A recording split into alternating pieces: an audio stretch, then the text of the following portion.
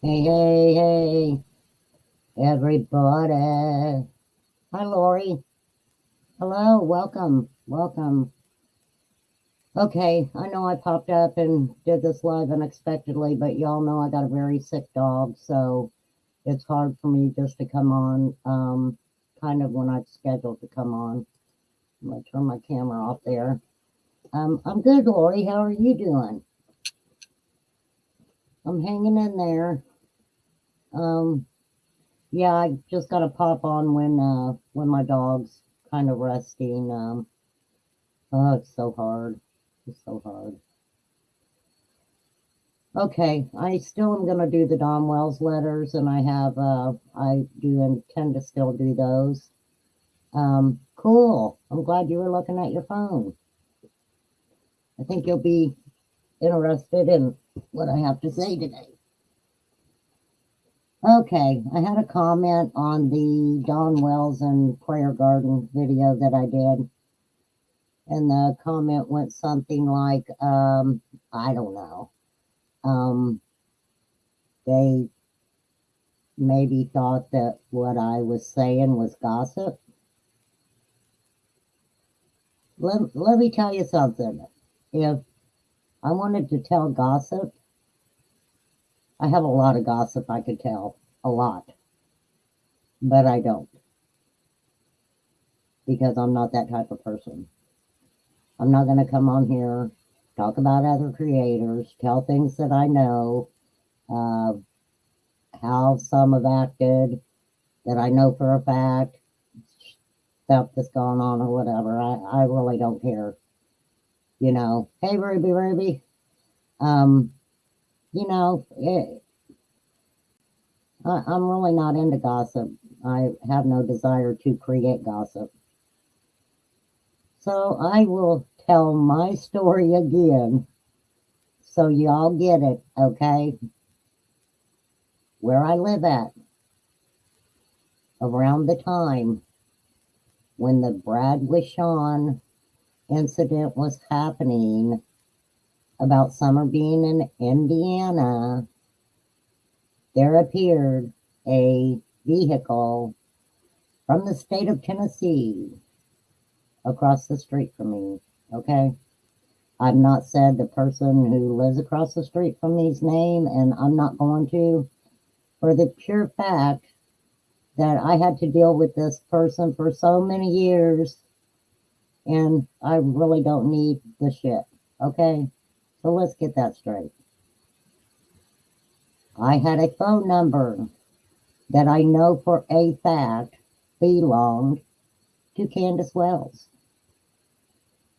I had just not started looking into Summer's case. I've been looking into Summer's case since the beginning, okay? So things, when it happened, were like, a WTF moment, okay?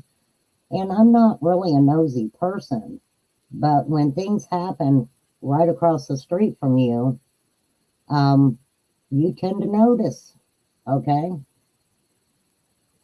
So a vehicle across the street with Tennessee plates was over there, whatever. I was interested, but not interested enough where I felt like I needed to go outside and look or pay that much attention because I really didn't care, okay? As I said, I'm not the type of person that picks up and just calls any phone number. There are creators who do it. They pick up the phone, they'll call God. If God would answer the phone for them, they would talk to God, okay? And hey, what can I say? Some people do pick up the phone and talk to God. Who am I to say they don't, okay? But I picked up the phone and I called that number. And I chickened out and I hung up. I got a call back from that number to my state that said, can I talk to Sissy? Okay? People put it together. Okay? I'm gonna say, Kate, you've done your homework. I'm proud of you. You've researched what I said. I'm proud of you for that. So, anywho, when I kind of freaked and I said, I don't know what the F you people are doing, but I want no part of it. And I hung up. A couple minutes later, I get a text that says, I have a box for your kid. Okay. Now, I know when I said that before, people are like, well, maybe there's clothes for Sissy's kids or what the hell ever. I didn't even know Sissy had kids. I don't know who Sissy is. I don't know Prayer Garden. I don't want to know that person. I really don't. I mean, her track record ain't that great from what I hear anyway, unless it comes to Dawn. And I don't care. I don't care who Dawn Wells is poking. Oh my God, really? The reason why the text, I've got a box for your kid, was so relevant to me, even though I have no children in my home, is because the individual that I'm speaking of, I ended up having to go to court over this person not only harassing me for years, but had started harassing my granddaughter when my granddaughter was coming over, okay?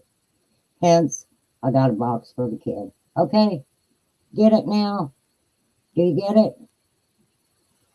How long has Don Wells known Brad Wishon? He says years. He says years. Why did a certain creator, when they went to a specific place, meet up with Brad Wishon? Huh. It's all questionable. Is that gossip? No. If I really wanted to fucking gossip, I have cameras on my house, okay?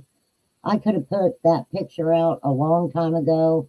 I could have really done, I could really talk some shit about some people. Not because I don't know the facts, because I do know a lot of the facts on a lot of different things. But, let's just get the story straight. To be honest, I was really surprised all the views I got on that, because when I was talking about it, I didn't think anybody that it was a big deal. I was just telling my story. It wasn't gossiping. It was fact. And I'm talking fact. Okay? I know what I know. And I didn't put it out there for idle gossip. Okay? If I wanted to gossip, girl, I could fucking gossip. Let me tell you. I could tell some really good stories that people would be like, are you serious? And I'd be like, hell yeah, I'm serious. But I don't do that, okay? And I'm not going to. Okay, so now that I got that out of the way, and I could say more about that. I've been searching on a lot of different things, because it is strange that the incident with the billboards happened with Brad Wishon. Don Wells, yeah, Ruby, I know. It's just better to keep not even say anything about, even when people do you wrong, sometimes it's better not to react immediately, because then you're going to say things that I try not to say things that I have to go back and go, man, I wish I wouldn't have said that. Let's see. Lori said, I want to thank you very much for the vid you've been putting out, because I've been trying to review past things and looking for certain. Oh, thank you, Lori. Well, that was my true intention. I never intended to start a channel about Summer Wells at all. And I'm hoping I'm standing true to my word by, if I'm talking about Don Wells, if I'm talking about Candace, if I'm talking about anybody besides Summer, Summer's not going to go in my title at all. I'm not going to disrespect that child's name by talking about her dysfunctional parents. I'm not going to do that. Okay? That's just the way I feel about it. Creators create. They're going to create however they need. There's just so many really good smaller channel creators who are hitting things right on the head. Okay, they're not going out to left field and looking for the hearsay, and they're standing true to Summer's case, and that's just what I feel needs to be done. A lot of the content that I put out is because I've been writing about it since the beginning.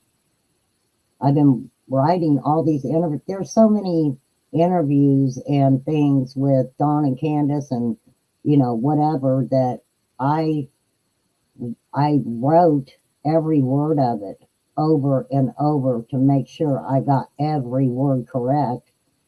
That a lot of it I know by heart. I mean, it's in my brain, impacted in my brain.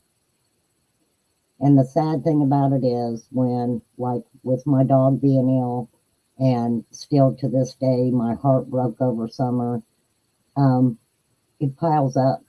It piles up.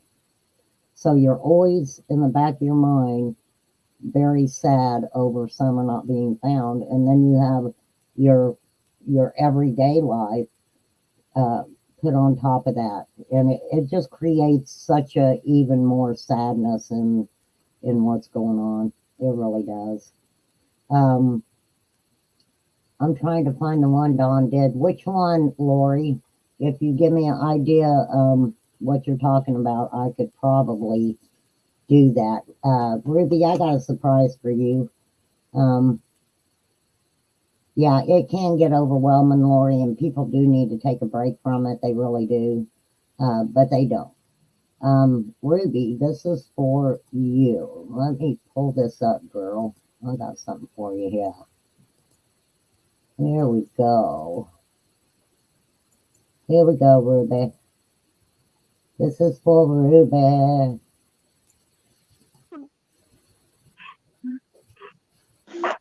Hello? Hey, Mary. Hey, what's going on, Candace? They just took Donnie away. Who did? The police. They did? How come? I don't know. They wouldn't tell me the reason why. But they're flying about to Boston, Massachusetts. They're flying him off to Boston? Yeah. Really? Oh my gosh, Candace. They didn't tell you why? No. So what they do? They just knocked on the door and came in and cuffed him and took him? Yeah. Oh my God. I'm so sorry, Candace. Oh my gosh, I'm so sorry. I I wish they would have told you the reason why. They didn't tell me anything. They just said they had to take him. Because it's all that Jeannie said or did. Oh, really? Wow, Candace, I'm really sorry. I'm so sorry, Candace. Oh my gosh, I'm so sorry, honey. I feel so bad for you. I wish I was there. I wish I could hold you, Candace. He's never did me or the kids is wrong. Ever. He's always been the greatest father. Right? Oh my gosh, Candace, I'm so sorry. Gosh. They so you don't think that they're just gonna take him for maybe a couple of days and release him? No, I don't think so. You don't think so? Hmm. Well, then, whatever Jenny and her friends did. I don't know, Candace. I don't know. They might just take him maybe for a couple of hours. Maybe they're just taking him to question him or something. You know what I mean? Why would I take him all the way to Boston? What? But why would I take him all the way to Boston? This is the question, I don't know. Boston? I don't know. He don't have any ties in Boston that I know of, right? Not at all. Yeah, not that I know of. Just, I mean, the only places he's ever been is like Federal. That's all I know. Federal. federal. Huh. Yeah, I don't know, Candace. Oh my goodness. Yeah, I don't know what's going on. Oh, well, I know. I have nobody now. Oh my gosh. I know. When's your mom? Is your mom coming back? No. She's not. Storm the Capitol. That's all I know. Wow. Wow, that is just crazy, Candace. That is just crazy. Wow. I'm really sorry to hear that, Candace. God. I can't believe that they didn't, I don't know, that they didn't say something to you. You know what I mean? And then, so they said that they were going to take him to Boston. Are you sure they didn't say Utah? Over the Mexican mafia stuff. Oh, right. So do you know anything about that? No, I don't know anything. Wow. Well, did Donnie ever come into some money that you knew about or anything? About $80,000. I don't know. Wow. My goodness. Yeah, that's just really crazy, Ken. He said, hey, $80,000 over the Mexican mafia. You know. Wow. Yeah, that's crazy, Candace. I don't understand what's going on, because if they're going to extradite him to Boston, I just don't know why they would do that, unless.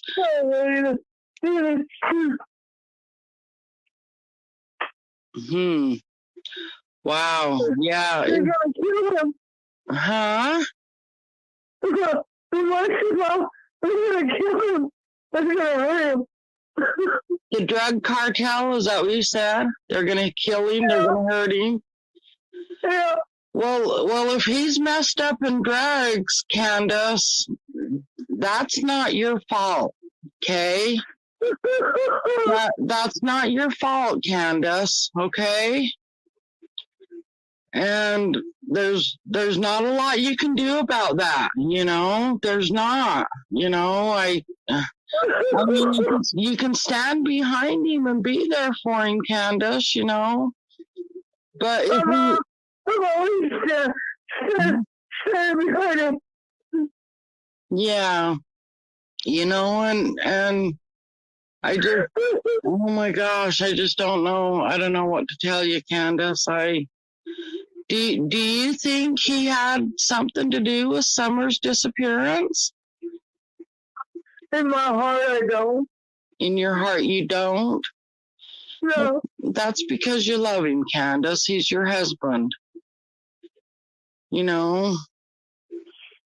But, I just don't know, Candace. I mean, I hate to, I don't want to say, he had anything to do with it, but you never know, I'm rather, don't I say 20 children the mafia cartel and children network. Wow. And they're mad at him. They're very mad at him. Man, he said 20 children the mafia and they're mad at him.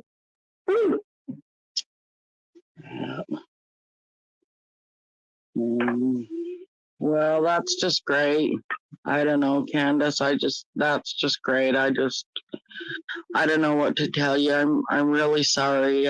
I feel really bad for you, Candace.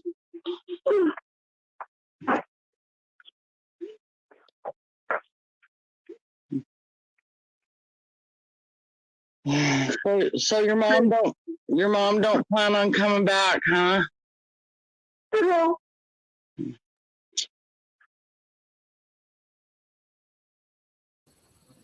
Alrighty. I'll play the rest of it, but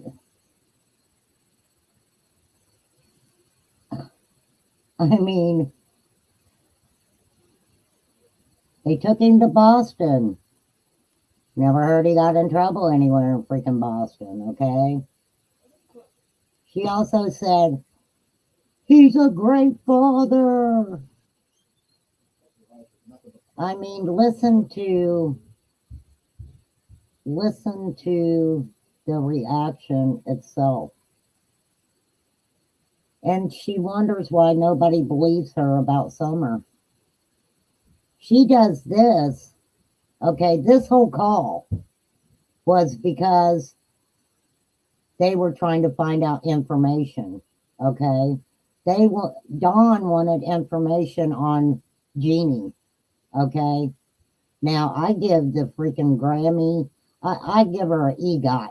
Okay, I give Mary an EGOT for handling this the way she did.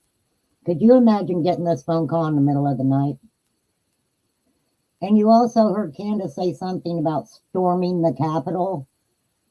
The whole conversation made no freaking sense at all from the beginning. And the only reason she mentioned storming the Capitol was because she had listened to, I believe, Ernie Shell's live that night or maybe the night before where he talked about storming the Capitol. She was just throwing as much shit in that conversation as she could, and Mary took it. Mary took it like a pro. So she gets the Emmy, the Grammy, the Oscar, and the Tony. Mary, you are an EGOT, honey. You are an EGOT. She brings the Mexican Mafia into it. And of course, the 80,000. How did they make up that number? I wonder. I'm just curious how they did that. All right, let me finish this out.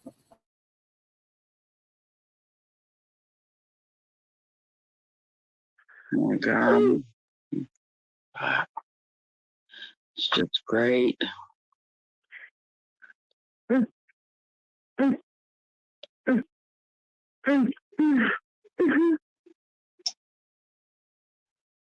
Oh my goodness sakes. That's just great. I guess, I don't know somebody working with you, and save a bunch of the Mexican Mafia and the ask him. Oh, is that because of what came out today on YouTube?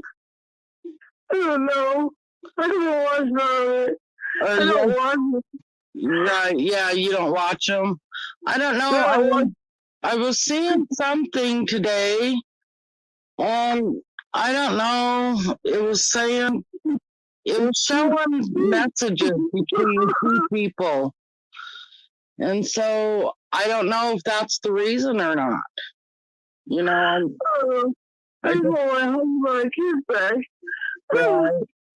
Well, Candace, I'm sure you're going to get your kids back. If you didn't have anything to do with this, and Donnie did, you will get your kids back, Candace. Okay, don't worry about that because you will get your kids back. They will find they will help you, Candace. They will find a safe place for you, and you will get your kids back. I don't know anything about Donnie or whatever went on with the cartel. But I don't know anything about that. I've never heard about it until now. Right, right. Yeah, I know you don't, Candace, and that's why I'm saying, don't try not to worry about it because you will. You'll get your kids back. So try not to worry about that, okay? Just because they took Donnie don't mean that you won't get your kids back, okay?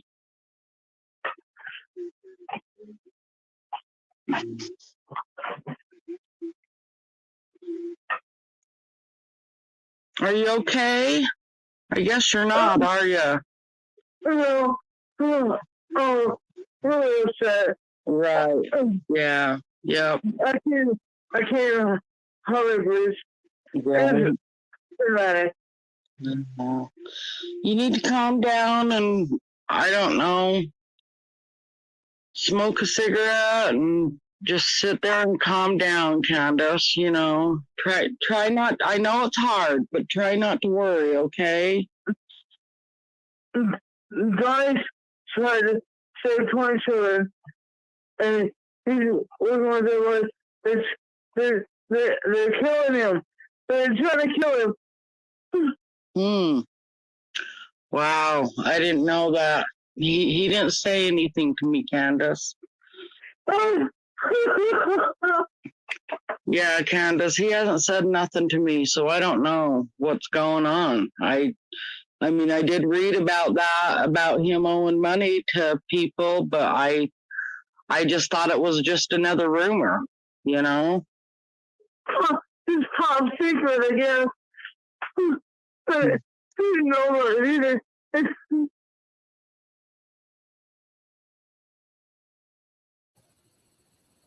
It's top secret, I guess.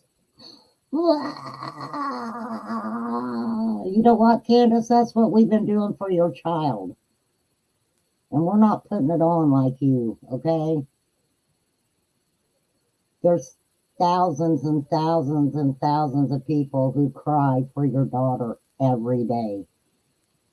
And you say, well, I don't even show my mom emotion. I don't cry in front of anybody. But you sure cried in this call, didn't you? I mean, you were fucking hyperventilating. Surprised Don didn't call the ambulance for you with that great performance. And you want us to believe that you don't know what happened to your daughter. Like I said, I'm not saying you're guilty. Everybody says, even professionals, that you've got guilty knowledge in there. So why don't you tell us whatever you and Don did? Because I believe in my heart, and this is me saying it, and I don't give a shit who thinks it's gossip coming from my mouth. My gossip is your fucking husband did something to that little girl, and you knew it, and you were a part of it. You both were. But you're going to keep playing the YouTube game for years and years and years, as long as you can keep doing it. You let Dawn come out at the beginning and talk for you. Why? Why? Yeah, Lori, she was crying through words. But if you really listen to her words, none of them making freaking sense. None of them. Was she drunk? Oh, I'm sure she was. But her friend, and I will find the video, her friend said that she talked to her the next morning on FaceTime. Excuse me, and Candace was laughing. She thought it was funny. What's so fucking funny? I mean, sorry I'm using the F word, but I haven't gotten much sleep. But, what's so funny? Is it all really funny? And this is at the beginning, you guys. This is at the beginning. People hadn't even gone through the freaking tinfoil hat conversation with Benny and, all that other shit. No, but, I've read some of that conversation. I think last time I was live, I was kind of going over what she had talked about her kids liked and things like that. But I remember the live with Benny where it was said, we're not talking about Summer. And she sat there and talked about the kids and different things like that. can we take what's going on here and see what involvement Don has? Yeah, Lori, I know. It's like us grown adults. That's a natural word for us, you know. It's in the dictionary now. You can use it for everything. It's a verb. It's an action word, you know. You can use it for anything. But no, this conversation took place before Dr. Phil. So when she was on Dr. Phil and the behavioral panel started talking about the mafia, cornbread mafia, whatever they wanted to call them, she got real emotional. And in my mind, when I seen her do that, the first thing I thought was she was afraid they were going to bring up that phone call. And I wish they would have. I wish they would have said, your daughter's missing. Why would you make a phone call like that as a hoax to someone? But I'm telling you, the whole time, it's not really been about what anybody is saying except for Jeannie and Mary. He definitely, you know, I find it rather disgusting when people say, oh, you know, Dawn still loves Jeannie. That's kind of sickening to me, okay? It's freaking sick. I'm sorry. He started messing with her when she was 5 years old and said that it was her fault. Okay, so that's just sickening to me. Now, when Candace said that Don still loved Pam, I can see that. That was his ex-wife. They had 2 children together. I'm sure they went through some really, really tough times together. So I can see that there might still be some love there. But for somebody to say that he still loves Jeannie, you know, that's like spitting in a victim's face. And, you know, if you get a chance and you have Netflix, you have to watch the new Chris Rock special, okay? And he talked about in our day, as of today, in our world, everybody's a victim. No matter what, everybody's a victim. Everybody wants to be a victim. But if we're not able to help the real victims when everybody's a victim, how can we help true victims when everybody's a victim? It just makes, you know, gosh, if you get a chance, go watch that, because he goes in hard on Will Smith smacking him, and man, it was great. It was great. So if you get a chance, definitely go watch Chris Rock special. But I just don't understand how someone, even if they're intoxicated, would go to that extent to make a phone call like that just to find out what his stepsister Jeannie's saying. So there's the $80,000 everybody's talking about. You know, did Don owe drug money? Did the mafia get involved? They may have come after Summer went missing. I wouldn't be surprised if anybody from the mafia didn't come up here and kick his ass for talking shit. I mean, yeah. Oh, Lori, you don't know how many times I've said I wanted to reach through my computer screen and just punch him in the face. You know, because he can talk a mean talk. But I think if anybody that he talked crap about ever met him face to face, he'd be apologizing. You know, he talked shit about Chris McDonough, and then he'd get on the phone with Chris McDonough. Yeah, man, I'm really sorry. I'm sorry I felt that way. I know I don't sound like him. I'm probably mixture, you know, into Forrest Gump or whatever. But, you know, I don't know a lot about criminals. I mean, I know criminals. I know about criminals and different things that criminals do. But a lot of people even were saying, okay, well, if organized crime even gave him $5,000, you know, or gave him $5,000 worth of stuff, and he kept the stuff and didn't give the money back, what would happen? You know, they would come and get him. Do I think that they would take Summer over $5,000? I don't know. I think they would take it out on his ass, not take Summer. You know, there's just something not right about that day that Dawn was at work the whole day.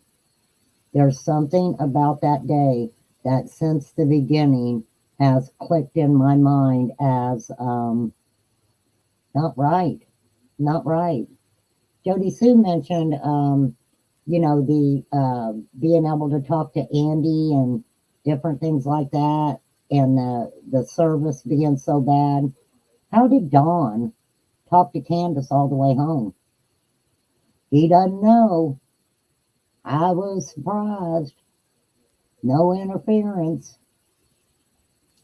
And I was listening to something else, and you guys, this that I'm showing now is Twisted True Cindy. So please go over and subscribe to her. She did a freaking wonderful job on this. She really did. But there's something about him not being at work that day. And I just watched something on him, and I've got it written down. I just hadn't found it yet. And what I found was when he was talking to the behavioral panel, and he makes the comment, let me see if I've got it. He says that I went down to the shed, okay? And I knew they were looking on top of the hill, so I drove down to the bottom of the property.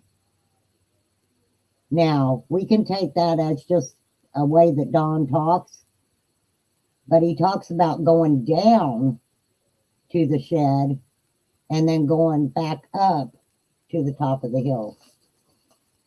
I've still got things I'm putting together, you guys, and I truly believe that Don Wells, I'm not going to say he wasn't at work that day. I'm sure he was.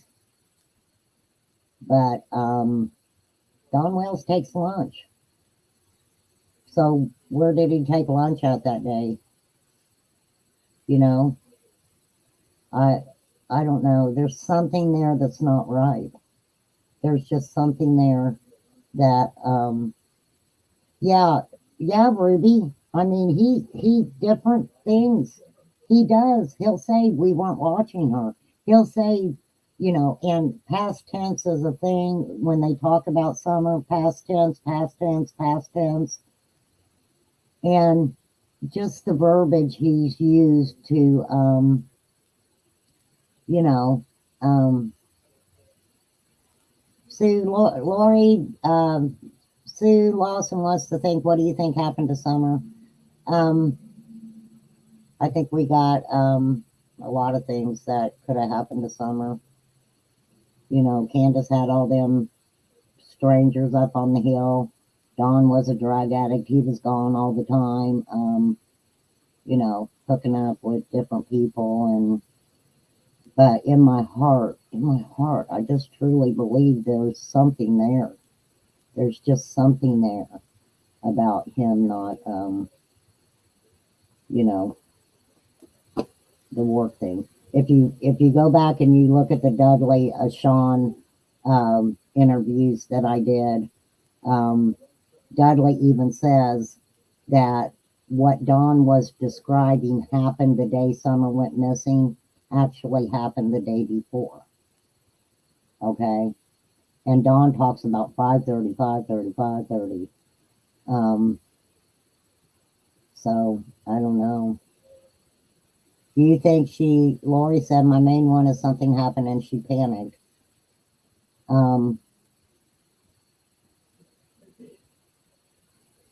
don't know. They're not dumb. You know, people are always saying, well, I really don't think that, you know, I don't think that, you know, they've got the smarts to figure it out or whatever. So I don't know. Sue, you're more than welcome to drop your email for Lori, and you guys can talk about stuff. I don't mind at all. I tell people drop their emails all the time if they're wanting to talk to a specific person. I'm going to stop sharing this because I really don't need to hear any more of it. It's freaking disgusting. Okay, let me get back in my StreamYard. I heard Candace so much I said StreamYard instead of StreamYard. Yeah, I'll drop the link if anybody wants to come up. I don't mind at all. I don't care who comes up. It's just kind of an open panel today. I just wanted to kind of play that. Ruby was expecting for me to play that, so I played it. I mean, I have wrote down every possible way ways that could have happened to Summer, but you know, it's a long list. It's a very long list. But we have to think of who was the ones only supposed to be there that day, okay? The only one supposed to be there that day was Grandma, the 3 boys, okay? Candace, Jody Sue was on the hill with her 2 kids, and Frank Hill was in and out that day. Those are the only people that have put themselves on the hill that day. Supposedly Andy and Don came in about the same time, but yet Fred Hill says that Andy was back in the holler way before the time that supposedly, you know,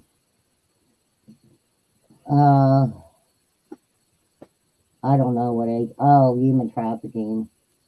Well, the thing about it is, I just did a whole thing on human trafficking and put up an interview of someone who traffics the kids, and also put up, you know, something else. And then I did where someone said that they seen Don coming from a motel room where there was child trafficking involved. So that's all on a different live. You know, I don't know.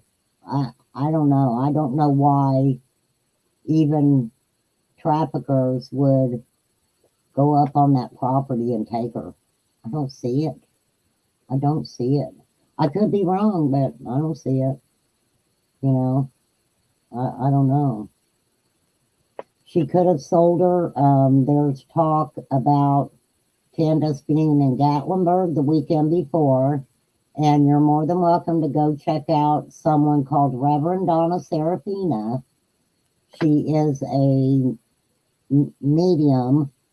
Her credibility is excellent. She actually found the remains of JJ and Tylee Ryan, JJ Vallow and Tylee Ryan, and led the police to where that all took place on the guy's property, Chad Daybell's property. Yeah, Lori, she's great. She's great. But if you listen to what Donna says happened, you know, it's a totally different ball game. Donna says that she seen them, and she swears that yes, Candace did sell Summer. Like I said too before, if you listen to that phone call with Mary, right, and you see what kind of basically bullshit that was, and her acting skills, then maybe at some point, not even around the time Summer went missing, but way before that, Candace was with her dope buddies or was around some guys or something she didn't know, even women, and they were like, "Hey, you know that little girl of yours, she's da da da da da," and Candace like, "Yeah," ha, ha, ha, ha, thinking it was funny. And later on, they come and take Summer. That's always open.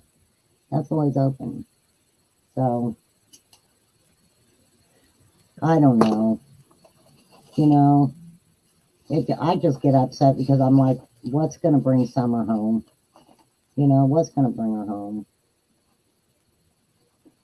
Candace is an abused person. She really is. I will say that. She's a very abused person.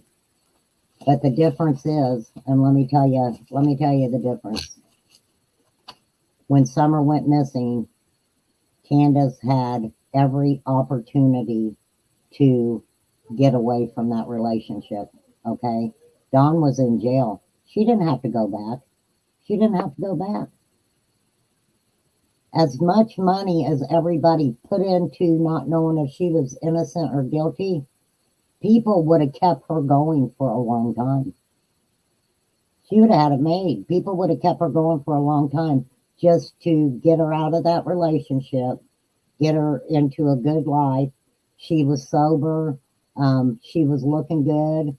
She still looks good, but you know, people would have helped her. People really would have helped her. Why did she feel like she needed to go back? I don't know anything about Tennessee and divorcing people and how the property split or anything like that. But Don Wells is a criminal, and eventually he would have ended up back in jail again. I'm waiting for him to go back to jail now. But yeah, Lori, she should have stopped that cycle. She really should have. But that was on her. But, you know, Dawn got taken to Boston. Nobody even heard anything about freaking Boston. That was the first time anybody heard anything about Boston. And like Mary said, she didn't even know Dawn knew anybody in Boston. I don't know why they picked Boston. I mean, did they pull out a map and just twirl their fingers around and, oh, okay, let's say Boston. Did they write the whole phone call out before it happened? How did she make herself cry? That's what I want to know. You know, I can cry at the drop of a hat too, but because I'm an emotional person, but she was crying hard. So it could have been a number of different things. You know, I just don't get it. I don't get it. I don't get it, Ruby. I don't get it. Girl, I feel like I've been hit by a bus. Man, it started raining yesterday and it hasn't stopped. Yeah, that sucks. I know it's really cold here. Really, really. Yeah, it turned off cold again here too. You know, I was thinking about something else too, the non-disclosure agreements. I thought that was really weird that they made people start signing non-disclosure agreements. What were people going to say? We're up there fixing their house. What were people going to say? You know, and this guy Mullins trying to act like they're the Kardashians or something. Well, let me say this too. What I found odd, because when they're private investigators, Chris and Trudy, whatever their names are, they didn't want anybody to know who they were, okay? Which is all fine. Keep your PIs, you know. But the first anniversary of Summer missing, they pop up and they're doing this search with their drones and everything else. And I'm like, why are you wanting to make yourself known now? Why? Who are these people? Are they actually legit private investigators with license? Yeah. They're real private Who investigators. paid for them? They didn't have to know. It's pro bono. From my understanding, it was pro bono work. And Oh, okay. from my understanding, they Dawn and Candace went to them. I don't know how that worked out. I'm thinking that's probably a Tim Mullins hookup right there, but that's just That's me. got to be because I don't make Don and Candace to have, you know, those kind of connections or, you know. Well, and I know people are talking about Robin Lane right now, and how a lot of people talk about how great she is and all this other stuff. And I'm gonna She's show a you. little too giddy for me. I'm going to show you why you guys have to bear with me sometimes. This is just what I have printed out.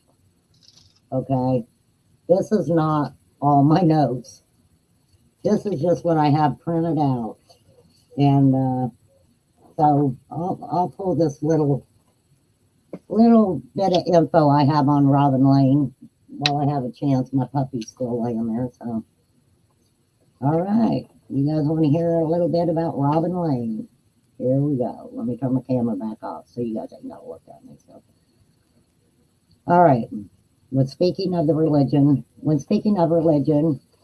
normally for most you would think of Baptist, Christian, or even Catholic. Thinking of the Seventh-day Adventist Church, you can't help but to think of the Branch Davidians and David Koresh. Okay, I won't get into that. That's just kind of first thing. Robin Lane is a Sabbath school teacher for children at the Seventh-day Adventist Church in Kingsport, Tennessee. She teaches the little ones the gospel principles and bringing them to Christ. Taking her religion very seriously, she worked hard to make all the congregation feel welcome and took pride in teaching reverence. She was very excited to be there and would teach love, sharing, and about a God who would always be there for them. Robin loves to see the children in the church, letting them know no matter what the situation that God wouldn't judge. Robin would spend a lot of her time outside of her work as a dental assistant, setting up events for the church, bake sales, and fundraisers, which she would put her heart and soul into each project, making them successful. Her kindness to all never went unnoticed. Having her around was like having a breath of fresh air, always having a smile, going above and beyond for people she didn't even know, saying prayers to help even make the worst of times seem a little easier to anyone who she felt needed it. Her faith was very important to her. When first meeting the Wells, she wondered if they had come to the church for the widow's mite, which are donations for the less fortunate. With the majority of the members dressed accordingly in their church attire, it definitely made the Wells look out of place. Wearing blue jeans, t-shirts, and hoodies, with Summer wearing at times a dress on top of blue jeans, Robin felt that it would show others that you could still be accepted into the church no matter how you dressed. She was surprised when they continuously made the Saturday service. Robin states the Wells had attended for around 2.5 years, sporadically, but that number is questionable, and that number is questionable. Don already had an SDA background, but they never joined the church as members. Some say Don came to know the SDA due to having to do community service for one of his many crimes, which they did say that. The church needed some work done, so Don chose it there. Saying he wanted to change his life and get closer to God, he says he checked out numerous churches before choosing the SDA church in Kingsport. Candace seems not to have any religious background at all, and when in the congregation, she is seen in videos kicked back in the pew, looking disinterested, the hood of her hoodie pulled up so no one would see her face as if she is sleeping. Being very involved in the church and her love of children brought out the best in Robin. Soft-spoken and beautiful in her own right, she tried to see the best in everyone. The Welsh children seemed to love to come to Sabbath. Sometimes being the only time they came off the hill, they were delighted to be around other children. Summer would seek Robin out the minute she would come in the church. She seemed like a little girl with a desire to love and be loved. Robin could sense that from the beginning, loving the attention Summer gave to her. It was like having another daughter. Her own daughter, being around Summer's age, wouldn't want to hang out with Robin in church, instead wanting to hang with her friends, and didn't mind giving her the giving the extra attention to Summer. Running around the church was nothing new to Summer, with some parishioners eye-rolling at the disturbance, not verbally complaining, while others invited Summer to play with toys they had bought for their own children to help keep them occupied while listening to sermon. Continuously wanting Robin's attention, Summer would go to the podium and at times grabbing a little black stool to stand on, making her a little taller, as if knowing that it would make it easier for Robin to pick her up when she would hold her little hands up to be held. The nervousness she felt when being in front of the congregation would be less stressful for her with Summer by her side. Summer loved to sing, and she would try to keep up with the women. Her little mouth would move along with them, not knowing the words, but keeping up nonetheless. She would lovingly stroke Robin's cheek to get her attention, wanting to make eye contact, which is something Robin herself would do to Summer to make sure she was paying attention to whatever might have been going on at the moment. Okay, hey Amy, one thing I'm gonna say is, Robin talked about that she didn't feel like Summer was any different than any other little girl. That she would have to kind of, get Summer to pay attention to what she's saying. And there's a lot of little kids like that. Being a squirmy tail, she would have to continuously be told to be still. Reverence was learned by some faster than others, and at times Summer cooperated, but most times she just wanted to help Robin with the class lessons, which at times were frustrating but easier. Seeing Summer take pride in what she was doing always made it worth it. She was special. She spoke when she wanted, not often, but when she wanted something, she would definitely let everyone know. Robin loved Summer and vice versa, and this love is what stood out to everyone when Summer went missing. The night Summer got gone, she was the first person that Candace tried to contact after Dawn and law enforcement, of course. Knowing the way Robin felt about Summer, saying she was Summer's best friend, Candace figured Robin would answer immediately and come right away, but that was far from what transpired. Repeatedly calling over and over on FaceTime, she still couldn't get Robin to answer. Being at her daughter's dance recital practice, Robin was busy taking pictures of the girls when she noticed that Candace had called numerous times. Not thinking it could be important, she continued with what she was doing. And why I say that, if we go back and look at the situation, okay, Candace did what I call cry wolf a lot. They say she would get drunk and high and forget where the kids were. So a lot of people didn't think that Summer was really missing. So between 6:30 and 7, she began cleaning up her camera equipment when she noticed she was getting a call from her friend from church named David Dodson. Okay? Not getting Robin to answer fast enough, Candace had called David, advising him of the situation, asking him to contact Robin. When he told her Summer was missing, she didn't realize how huge that statement was. When Candace finally got through to her on FaceTime, she was hysterical. Robin was trying to drive, and knowing her little girl was in the back seat, she wasn't comprehending exactly what Candace was saying. Explaining to Candace that she had to take her daughter home so her dad could put her to bed, and she would be right there. Putting flashlights and snacks in a bag, thinking she would be up all night looking for Summer, and having things she had to do first, she didn't get to the hill until around 9 p.m. Okay?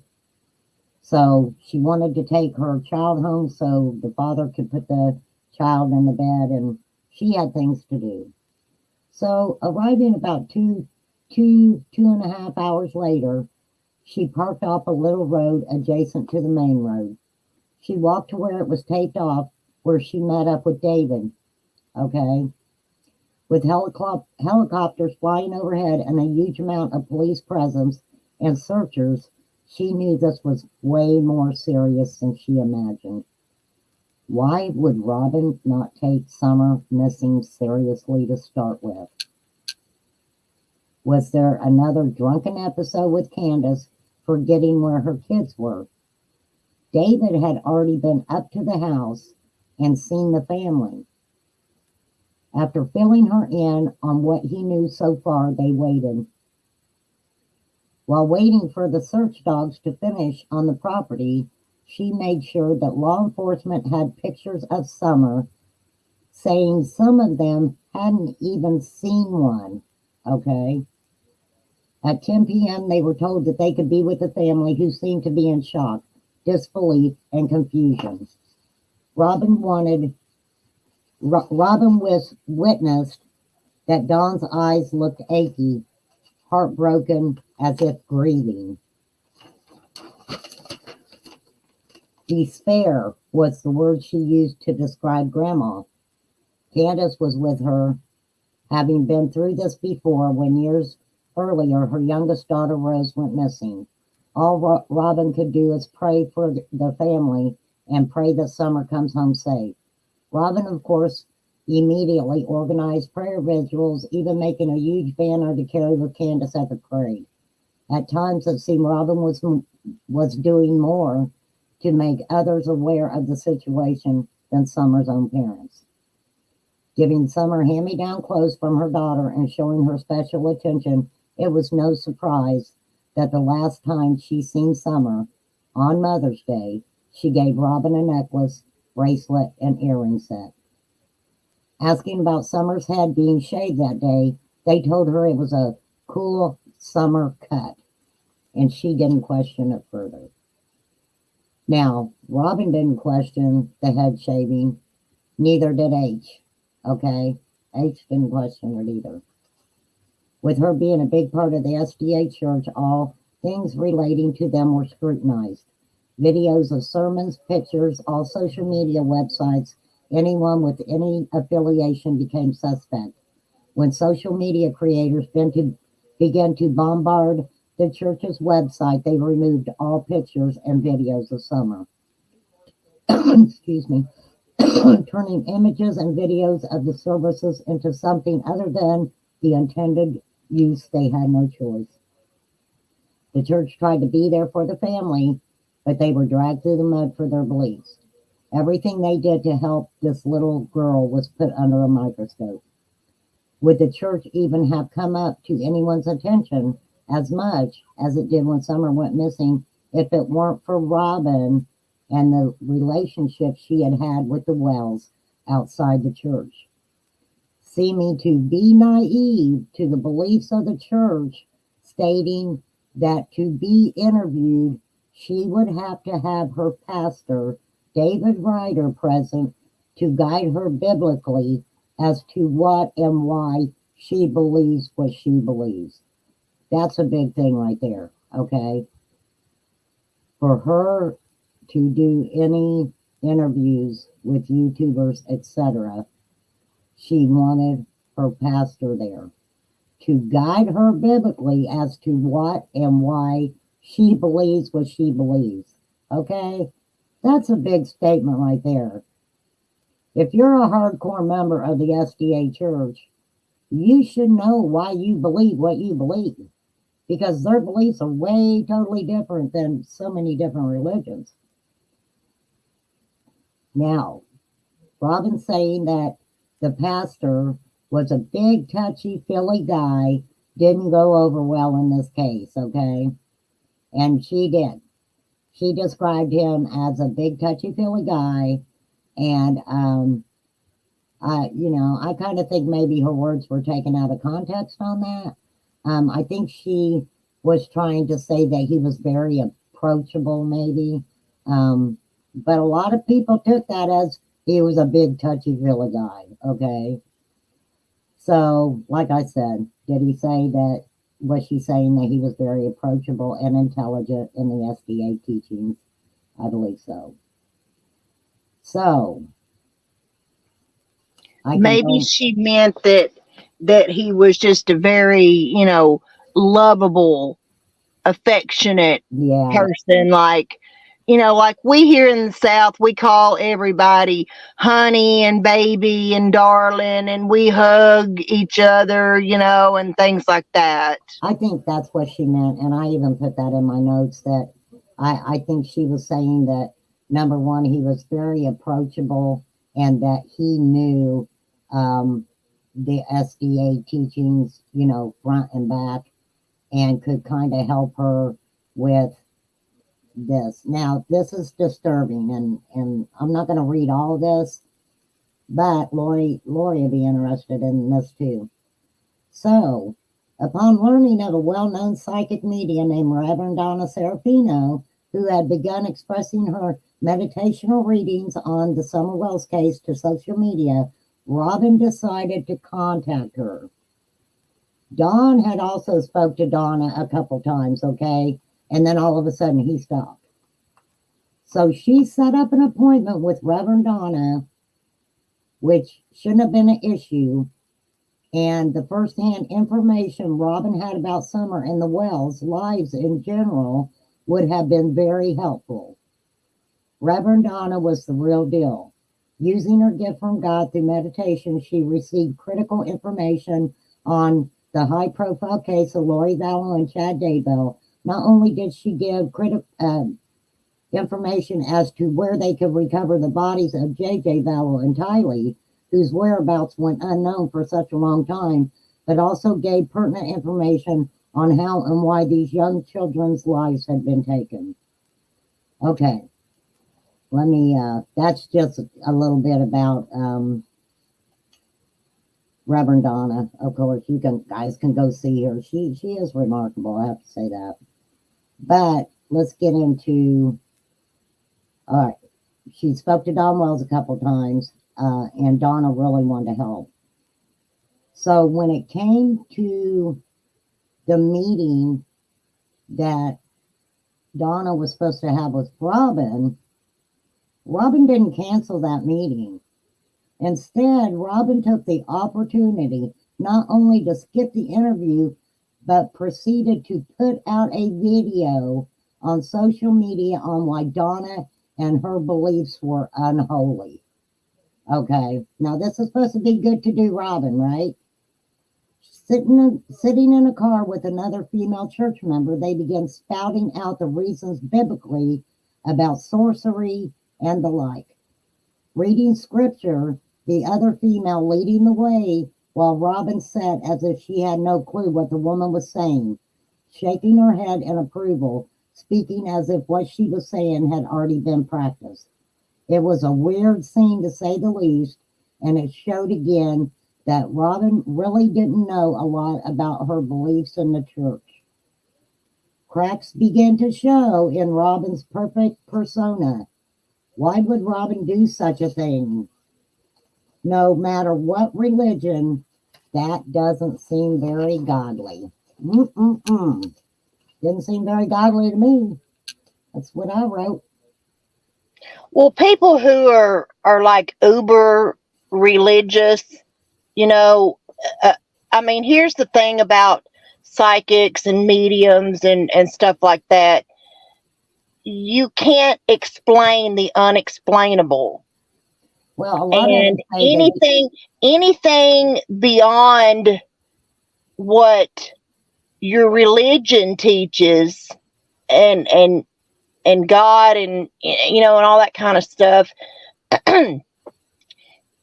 they tend to people believe that this is somehow the devil's work or well, like witchcraft and stuff like that. But yet a lot of And it's not. A lot of mediums and stuff believe that they were given the gift by God. Yeah, God absolutely. had given them that gift. And this is my thing, okay? Did you see my comment about the what? About the ball. I don't understand, Lori. I'm kind of looking back on your comment. Oh, volume. What's wrong with my volume? Can you not hear me? I was I kind hear you fine. of setting towards my microphone a little bit more while I was reading because I was leaning forward. Oh, Ruby, they said your volume's very high and mine's low. Here, I'll turn mine up a little Oh, everybody complains that my volume's high. bit. It's just Plus, I Ruby. talk loud because I worked in a bar for so many years and had to talk over loud music. That's just That Ruby, Lori.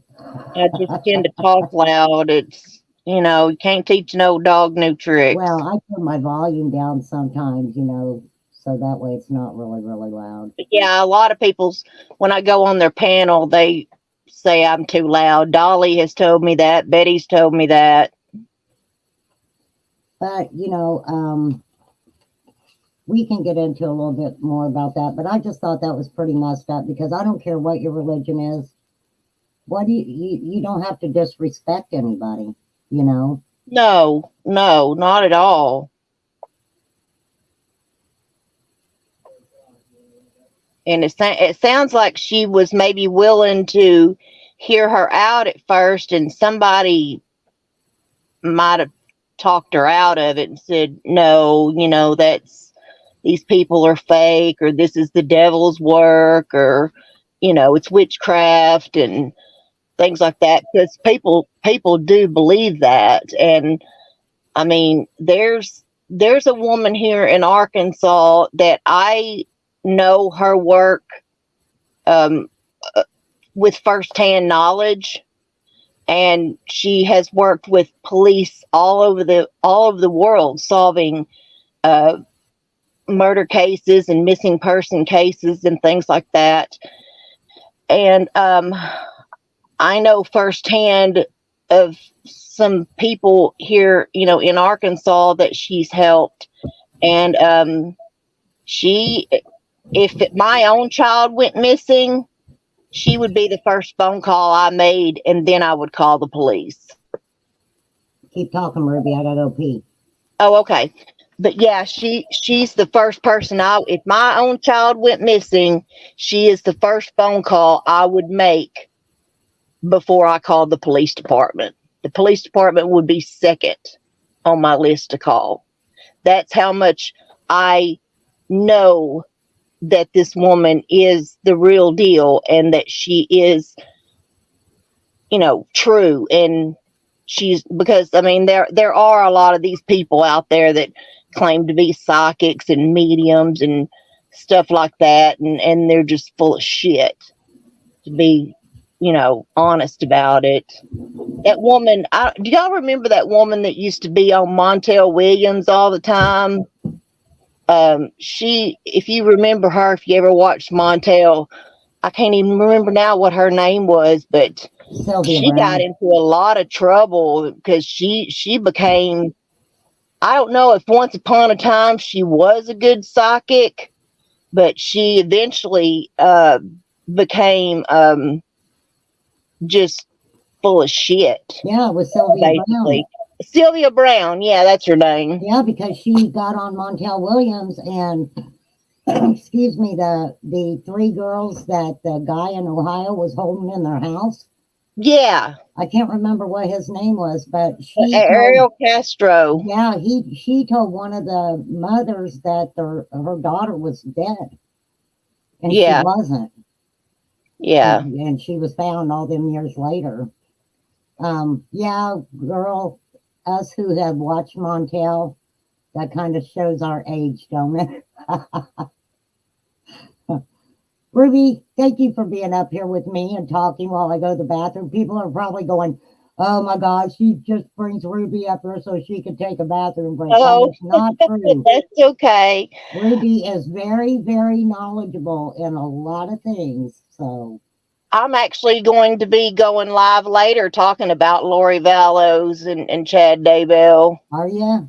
Yeah. That's a very interesting case, but yeah, you might check into Reverend Donna over that because she is the one who put police on the right track to find those kids. Yeah, yeah, I knew about that. I did not know about her though until Summer Wells case, until I came over to YouTube and started seeing all this stuff about her and seeing videos and stuff from her.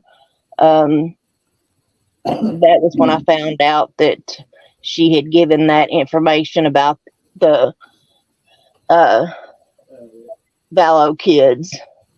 All right, I'll finish reading a little bit of this just to give you guys a little more intake on Robin. Okay, at one time, Candace made the mistake of saying that Robin was her best friend, and Dawn was not happy about it, letting her know that she was Summer's friend, not hers, and she needed to remember that. When Dawn See, that's Dawn cutting Candace down. He cut her down all the time. Because, Dawn, in that one interview where they're on the, I think it's WJHL, and Candace has got on that blue tank top and ball cap, and they're being interviewed, and Dawn says, was talking about how much Summer loved Robin and how girly Robin was, and she was, Summer loved, pretty girly type, women. Yeah, I mean, that was a cut down. Yeah, it was. It really was. So when Dawn spoke of Robin, it was clear he was infatuated with her. Pretty, professional, smart, dressed nice, wore makeup, had her hair done, and a smile that lit up the room. She was soft-spoken. Robin was soft-spoken, and she seemed to have a way with Dawn.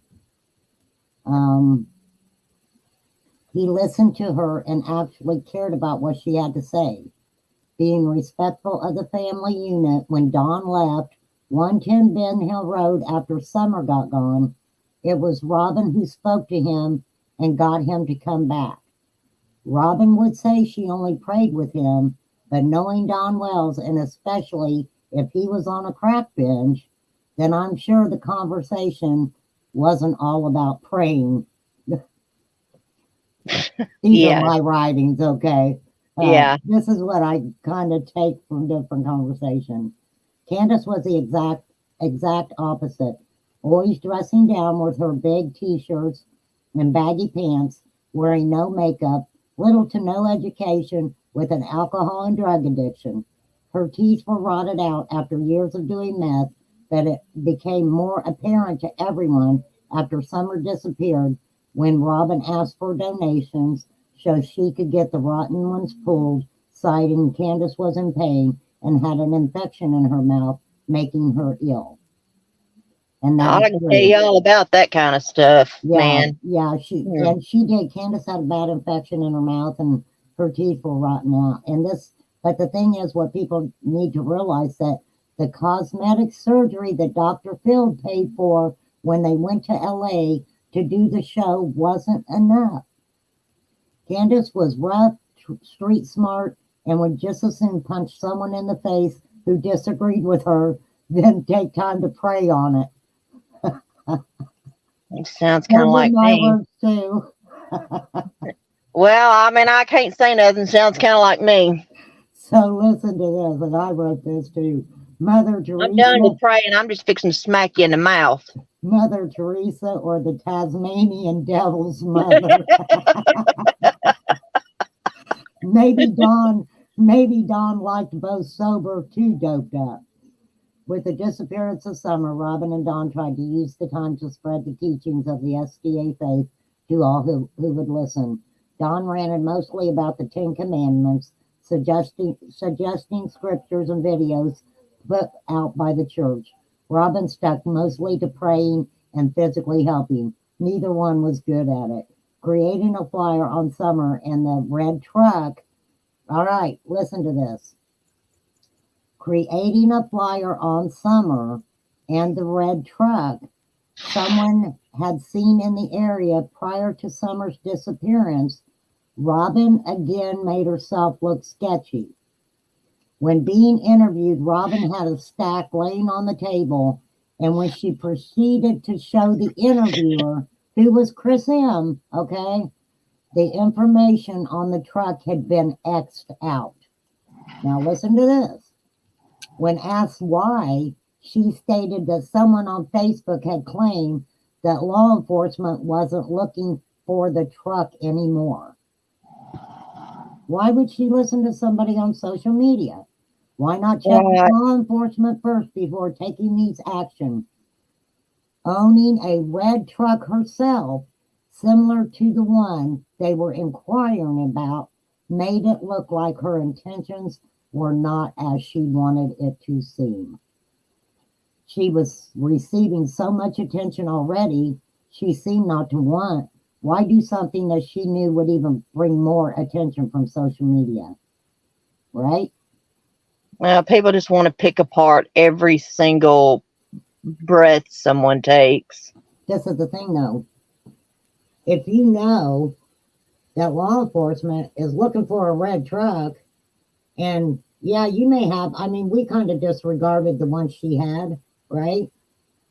But why would you exit out on flyers that you're putting out about a little girl when that information didn't come from law enforcement? Somebody on Facebook told you. Why would you believe somebody on Facebook? Right? Yeah, that don't make any sense, really. No, You'd think I Robin mean, would listen more to what the police and TBI were saying. well, I mean, we can get into Robin's background. It said that, she had come from domestic violence situation, and no, Ronnie didn't tell her that. She learned it off social media. Ronnie Lawson did not tell her that they weren't looking for that truck anymore. I mean, law enforcement would have put it out that they wasn't looking for the truck anymore. So, no, she got it off Facebook. I got it right here. Okay, so she knew the Wells family, out of church. Now, when her husband learned that she had been taking her daughters to the Wells home in the Beach Creek community, he wasn't happy. He wasn't happy at all. Mm. If she had seen abuse, would she have reported it or just thought praying would make the situation better? That's a good question. Somebody answer that for me. Yeah, an old friend of mine, back when I was a teenager, her name's Heidi. She and I, like would sneak out and she'd steal her mom's car and all kinds of stuff. And then when she got saved, though, and I mentioned it one day, about us doing that, and she did not want to hear of it. I was not allowed to say that. She did not want to hear of Well, I mean, it. maybe that was because she had spent time to change her life. Maybe Right, but I mean, maybe she didn't want you old, don't. maybe she didn't want old stuff brought up, because she became religious and tried to change her life. Right, See, I what understand it. I'm It was just saying, the way she came across to yeah, me, this is what I'm saying. If Robin was so close to the Wells, and this could be a good thing or a bad thing, if Robin was so close to the Wells and she knew that Summer, in some ways, was being mistreated, would Robin had not said anything? Because to Robin, everything was made better with prayer. See? Yeah. So if she seen bruises on Summer, would she report it or would she pray over it? You see what I'm saying? Yeah, and I Listen, completely understand why you're saying it. Peas in a Pod said, nope, some religions allow people to rewrite their past and be all rosy and goodness. Amen, sister. That's what I'm saying. And the SDA, Don can tell you exactly what to read about that, about the murderer who kills all these people and then he goes into the woods and all of a sudden he comes out and finds God, and and he's good to go because God Mhm. forgave him. It doesn't matter.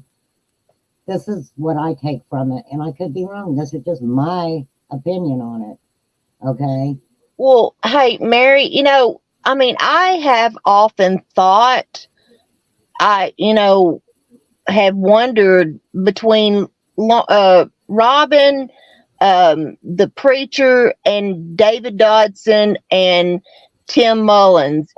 Is there not anything in the back of their mind that they think Don and Candace could somehow be guilty? I mean, please tell me these people are not that naive and that But you have to religious to not believe that someone was bad. Well, okay, I'm gonna read a little bit more because it asks more questions. Okay. Hang on, Shay Shay. Hold on, baby. Let me right here. Sorry, you guys, my dog's getting up. Hey, Ruby, keep talking for a minute. I gotta get my dog up. Oh, okay. Yeah, I mean, I just kind of wondered that, I mean, I want to see the best in people too, but I'm not so naive that I don't know that, the worst in people is possible. And, I don't know, I just kind of wonder about these people, are they so, you know, religious or so, high up on their beliefs that they, don't think that, you know, something going on with Don and Candace that they, are refusing to hear. And I mean, not that it matters, but um because, like Tim Mullins, when he took Don's phone when Don went to jail, he took the phone home and downloaded all the information off of it onto his computer, and why did he do that? Did he do that because he, secretly thought there might be something incriminating on it, or whatever? I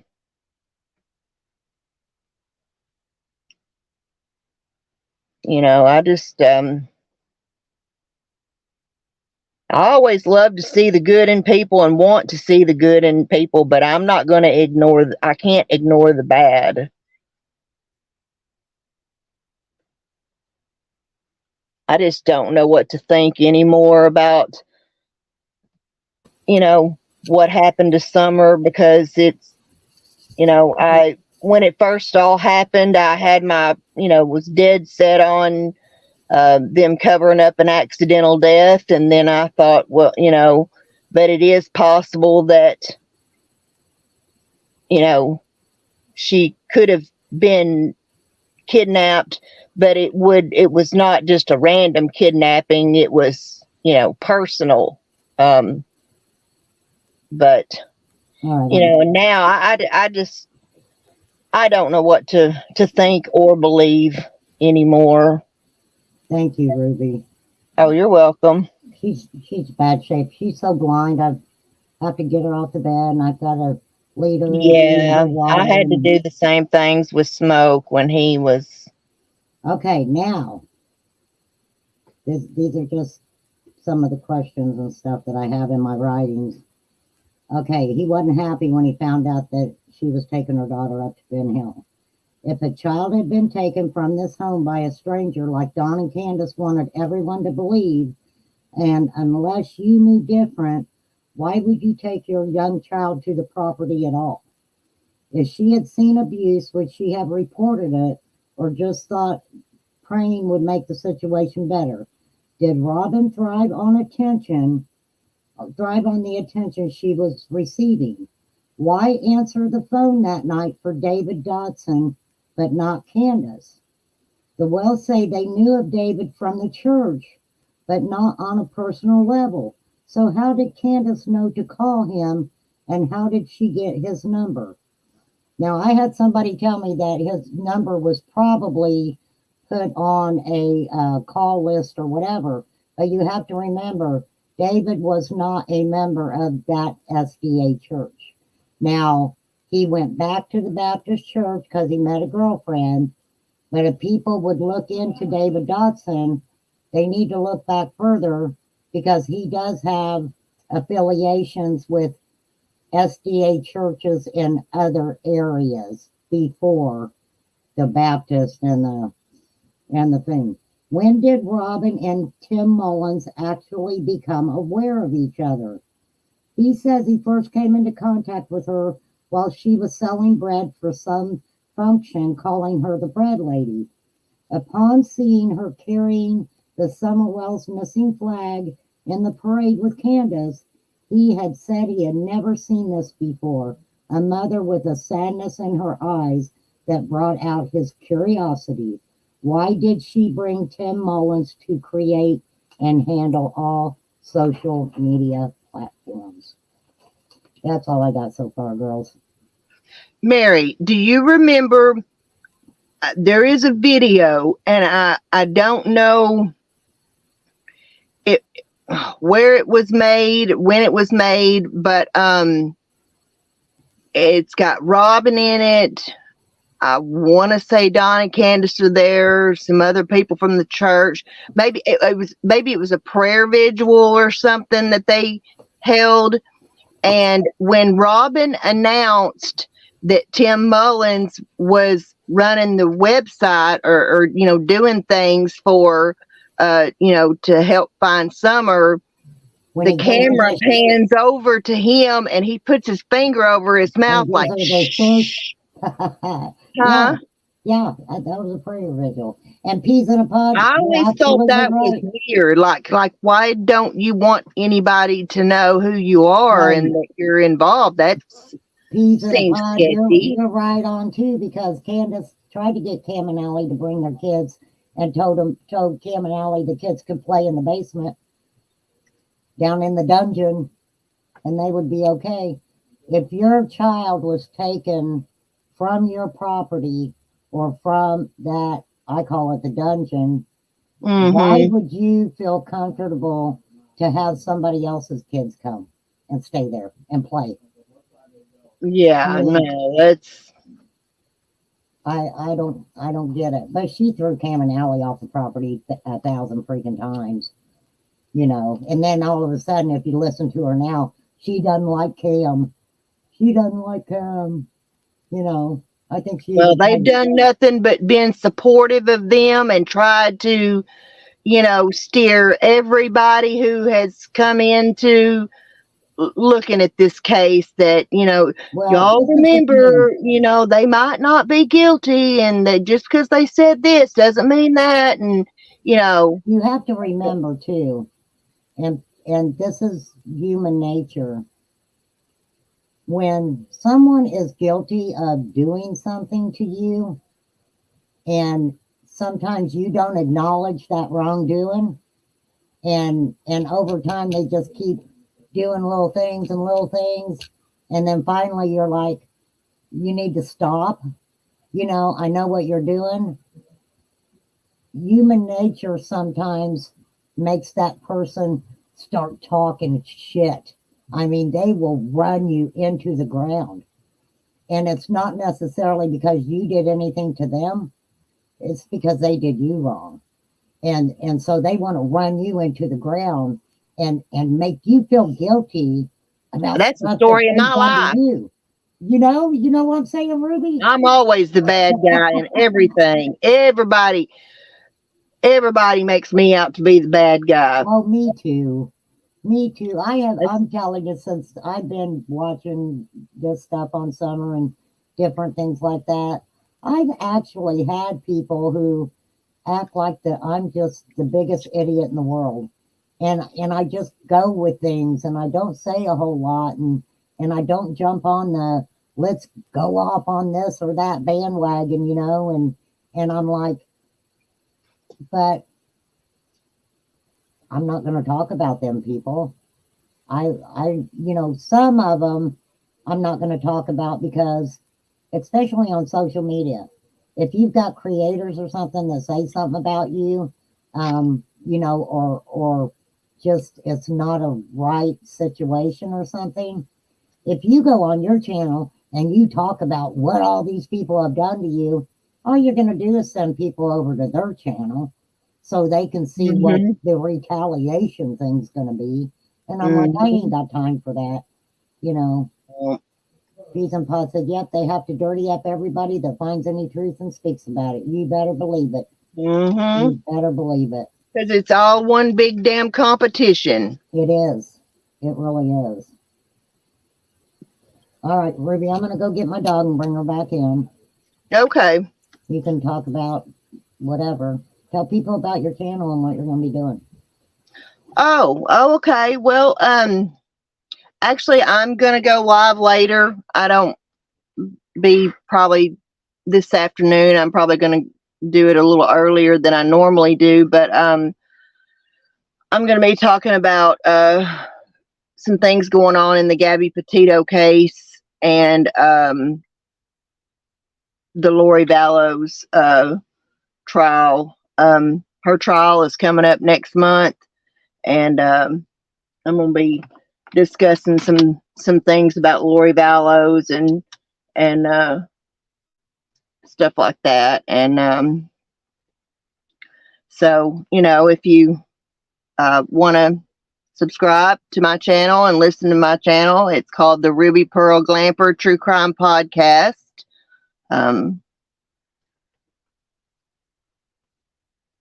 And for those of you that don't, know me or know my history in true crime, I've been following true crime cases and doing activist work and for different cases here in Arkansas since the late 80s. So,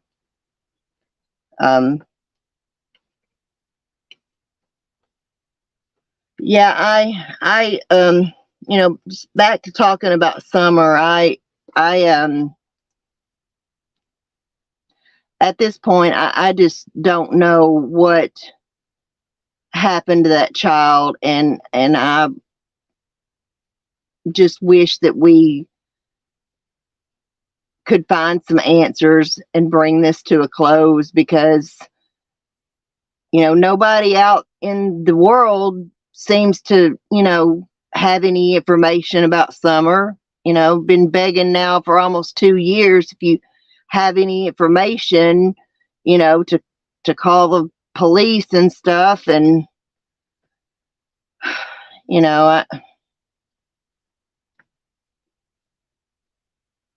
at this point, anything is possible, and I just wish we could bring this case to a close and find out what happened to her.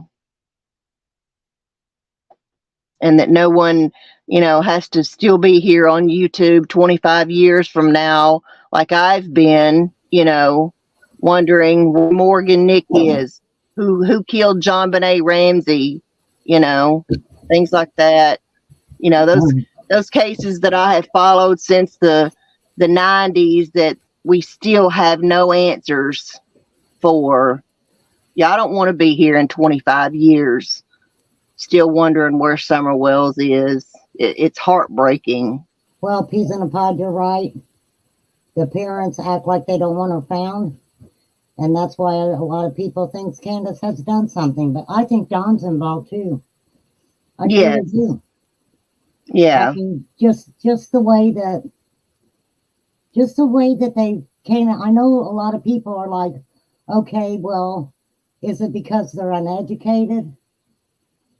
I've said before, I know people from hollers, backwoods, that may not be educated, book smart, but they're smarter than anybody in town, let me tell you. Mm-hmm. I mean, they're very good manipulators. They know how to get what they want, and they know how to bullshit people. Yeah, I mean, honestly, if I had a choice of whether to have street smarts or book smarts, I would choose street smarts. Well, this is a question that I have too, okay? if this was a case of another missing child, a great example of that. Oh my gosh, what's that little girl's name? That her dad married the girlfriend, and then they ended up getting divorced. And that wasn't Harmony Montgomery, was it? The parents, her and him, actually got busted after the little girl went missing for selling oxys to an undercover. So I'm not sure now. No, it's not Harmony Montgomery. What was that little girl's name? I don't have my laptop. Okay, Carlson? No. This little girl, her dad had a girlfriend, and she went missing from a trailer where she had a little mattress on the floor that she slept on. And this girlfriend all of a sudden can't find Haley Cummins. Thank you, Peas in a Pod. Oh, okay. I know of that case, but I'm not familiar with any of the details. That case they still have not found that little girl. Okay. And she went missing from a trailer, not even a house, from a trailer where there was a little mattress laying in the floor where she slept.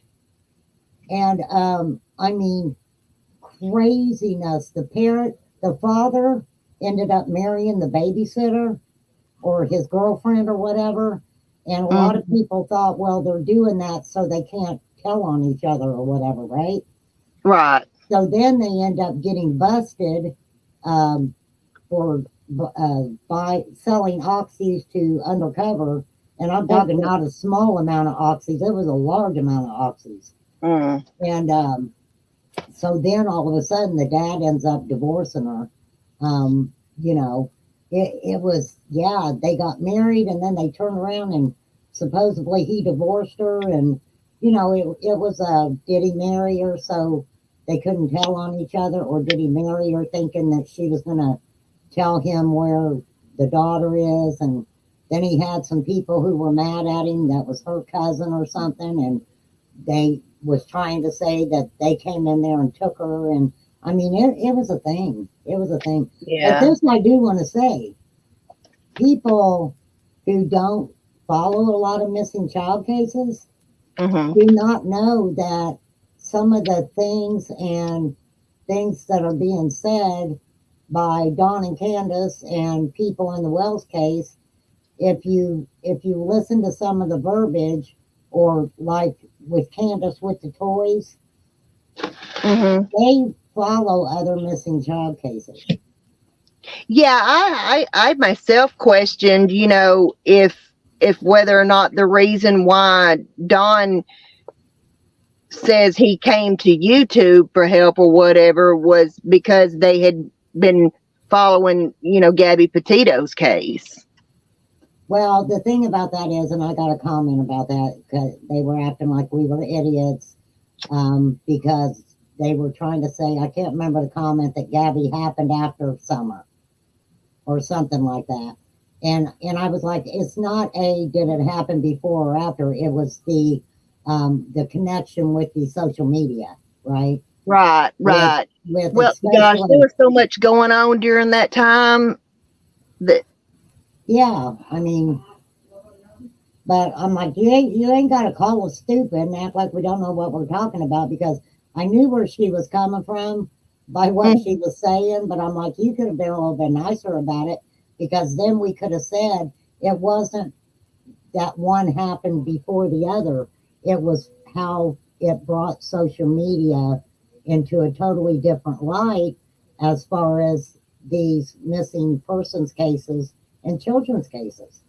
I mean, look, if Gabby and Brian would not have been living the so-called van life, that community wouldn't have had information and pictures of their van sitting there, right? Right. And would not have been able to lead authorities to where Gabby was. That's right. what I'm saying. you know.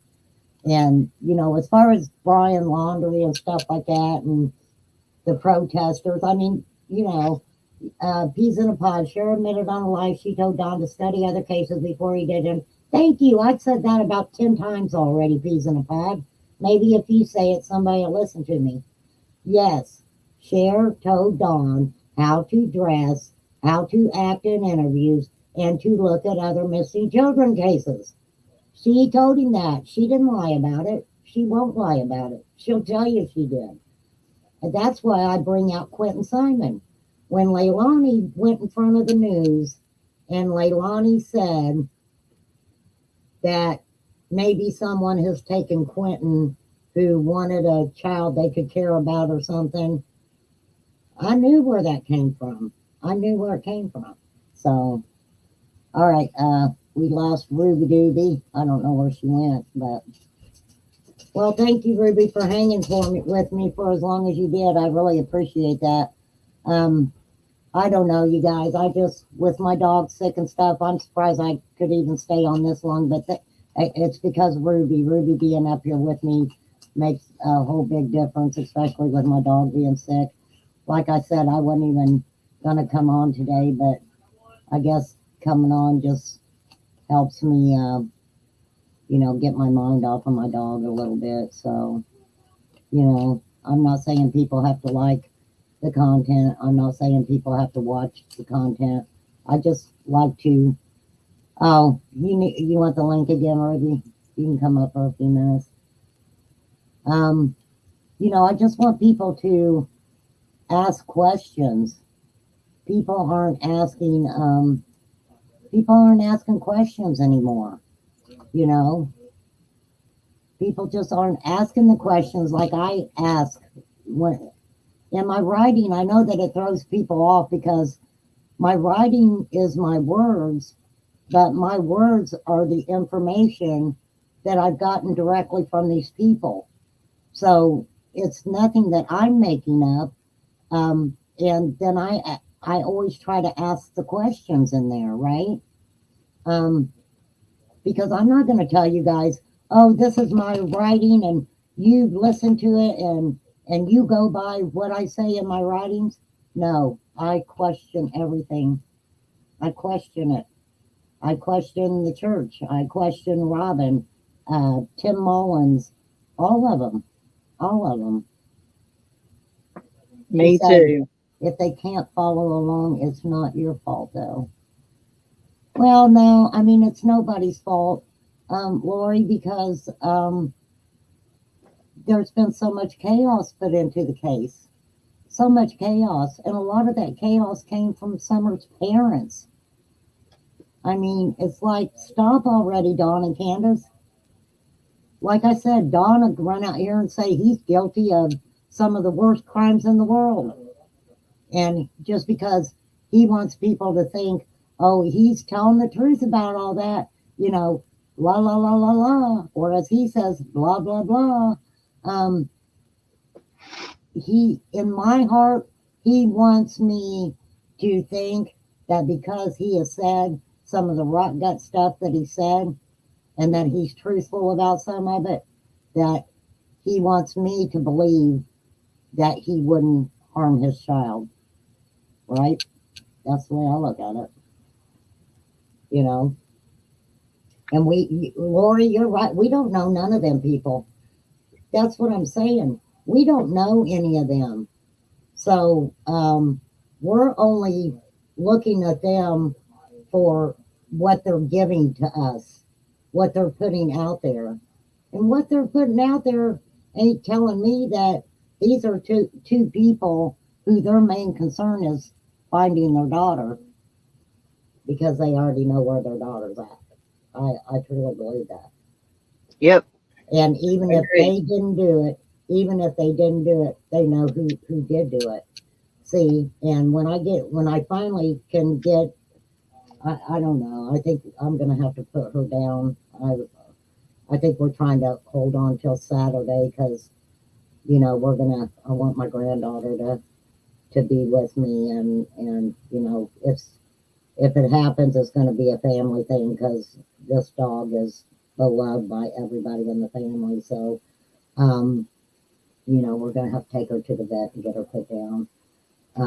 But so I didn't want to get into the letters because I have so much info that's in those letters that he wrote.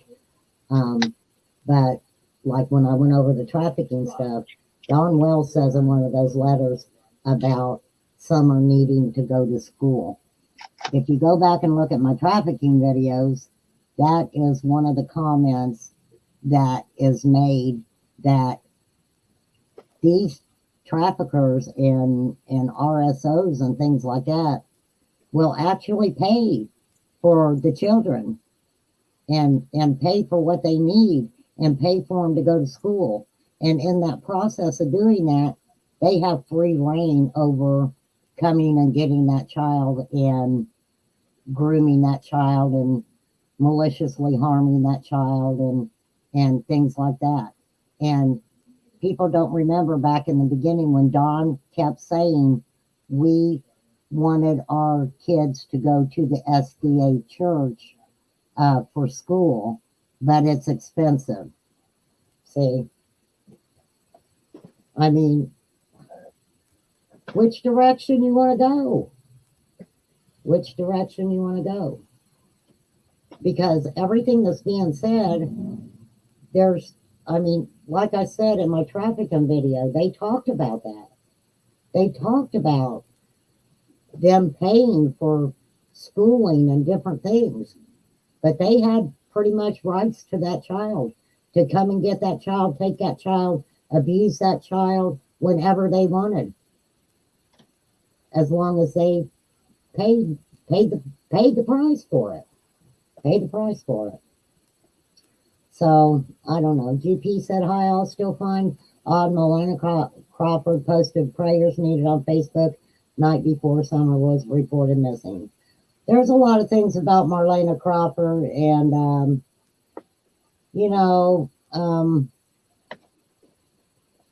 Lips is the one who has all that information. She can put it out, but I've got some things on Marlena just from following different things that were said about Marlena. But I guess I would have to go find the Facebook post myself, because I didn't see it. If it's out there, I would like to see it. I'm not a big Facebook person. I'll just put that out there. I don't give a crap about Facebook. I hardly ever go on Facebook anymore. It's not anything that I have the desire to be on.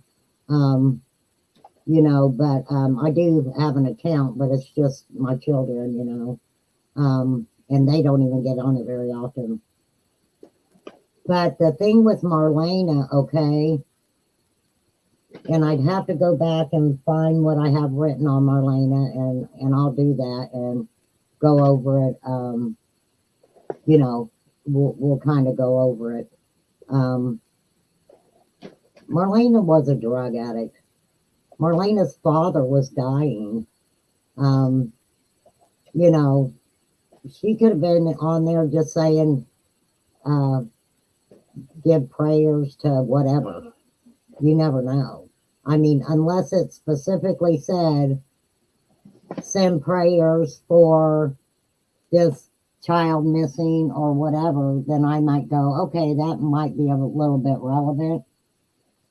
But, you have to realize, I don't think that, she was never charged. This is the thing, too. Excuse me. If you look at my trafficking video, it also talks in there about how they manipulate birth certificates and things like that. It came out, there was a story, her daughter had to be picked up the night before Summer because Summer wasn't well. I've heard that stuff too. Like I said, Lips has a lot of things on that, I don't know if she's got them on her channel or not. I'm sure she could put that out. I'm not sure if it was the night before or not. But, I want the proof in my face. I can't go with if somebody says, okay, well, so-and-so did this or so and so did that, and you live in a different state and you don't know them people and you're not right there. How do you know what they're even saying to you is the truth? You don't. You don't. And that's why a lot of my writings, I tried to keep it from the horse's mouth, not from somebody saying, well, okay, well, so and so said this happened. Who is so and so? And how do they know it happened? Just because somebody tells you over the telephone that Tom, Dick, and Harry walked down the street and shot somebody, how do you know Tom, Dick, and Harry walked down the street and shot somebody? Unless it's on the news or something. I mean, that's right, Peas. They all lie. They all lie. And this is what I don't get either. Why would anyone who truly befriends Dawn and Candace think that it's okay to use anything that they've said to them on social media? If you're really their friends, why would you feel the need to go around and tell people that you have a relationship with them? What's that do? Number one, does that prove that you are? No. Number two, I mean, what does it prove? That you're friends with them? Woohoo. Whoopie doopie. That's just it. That stuff don't impress me none. I could do a Shania Twain song out of that. That don't impress me much. But I don't go around here dogging on people who say that they talk to them or anything else. And, I just I don't question it, and I don't want to question it. If you're talking to them, I don't know. I don't want to know what you're talking about. It ain't none of my business, because what I know of them, and I've heard come out of their own mouth, they're so full of shit. How could you even believe anything that they're saying? And number two, they will turn around one way or another and make you out to be the worst person in the world and make you look like a dumbass. So if you want to jump on the dumbass train, you feel free to do so. But you know what? It's like a freaking roller coaster. It's a ride. And when you get off that ride, somebody else is going to get on it. And that ride's going to start again. You know what I'm saying? So, and I know people want to feel special because Summer's mom and dad's talking to them and everything else. And that's fine. You feel however you want to if you're talking to them. But me personally, I don't want to talk to them. They're so full of shit that I don't need that fucking headache. Me too. I mean, that's me. Yes, I would love to talk to Don and Candace. I have a lot of questions I would like to ask them. However, I already know that all I'm going to get is a bunch of runaround bullshit. So I'm not even going to stress myself out with the headache. No, and you know what's sad that I've seen on social media too? There are so many people that will befriend you and use you for you ain't lying, especially in this knowing any kind of content about that little girl, about this little girl, anything that you have. If they think that you may know a little bit, maybe more than they know or whatever, they're your best freaking friend.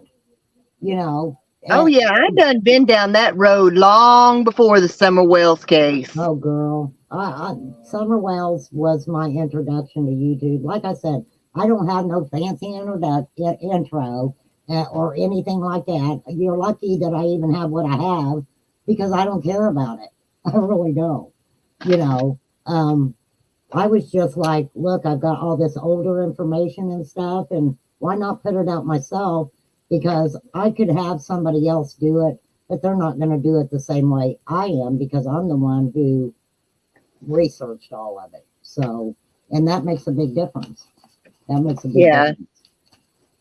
But Well, the one good thing about finding you and you know and getting all the information and stuff that I've gotten from you is that you have never tried to use it to your advantage and be like, you know, oh, I know something you don't know, and you know, well, I can't give you this or I can't tell you that, you know, and you know, no, I'm going to keep this information to myself because this is my stuff about Summer. And, you know, you've not been that way at all. And so many of these other creators are. Like I said, it's a big competition. Well, I mean, there's a fine line too, because I got put into a situation where I was asked for all my writings.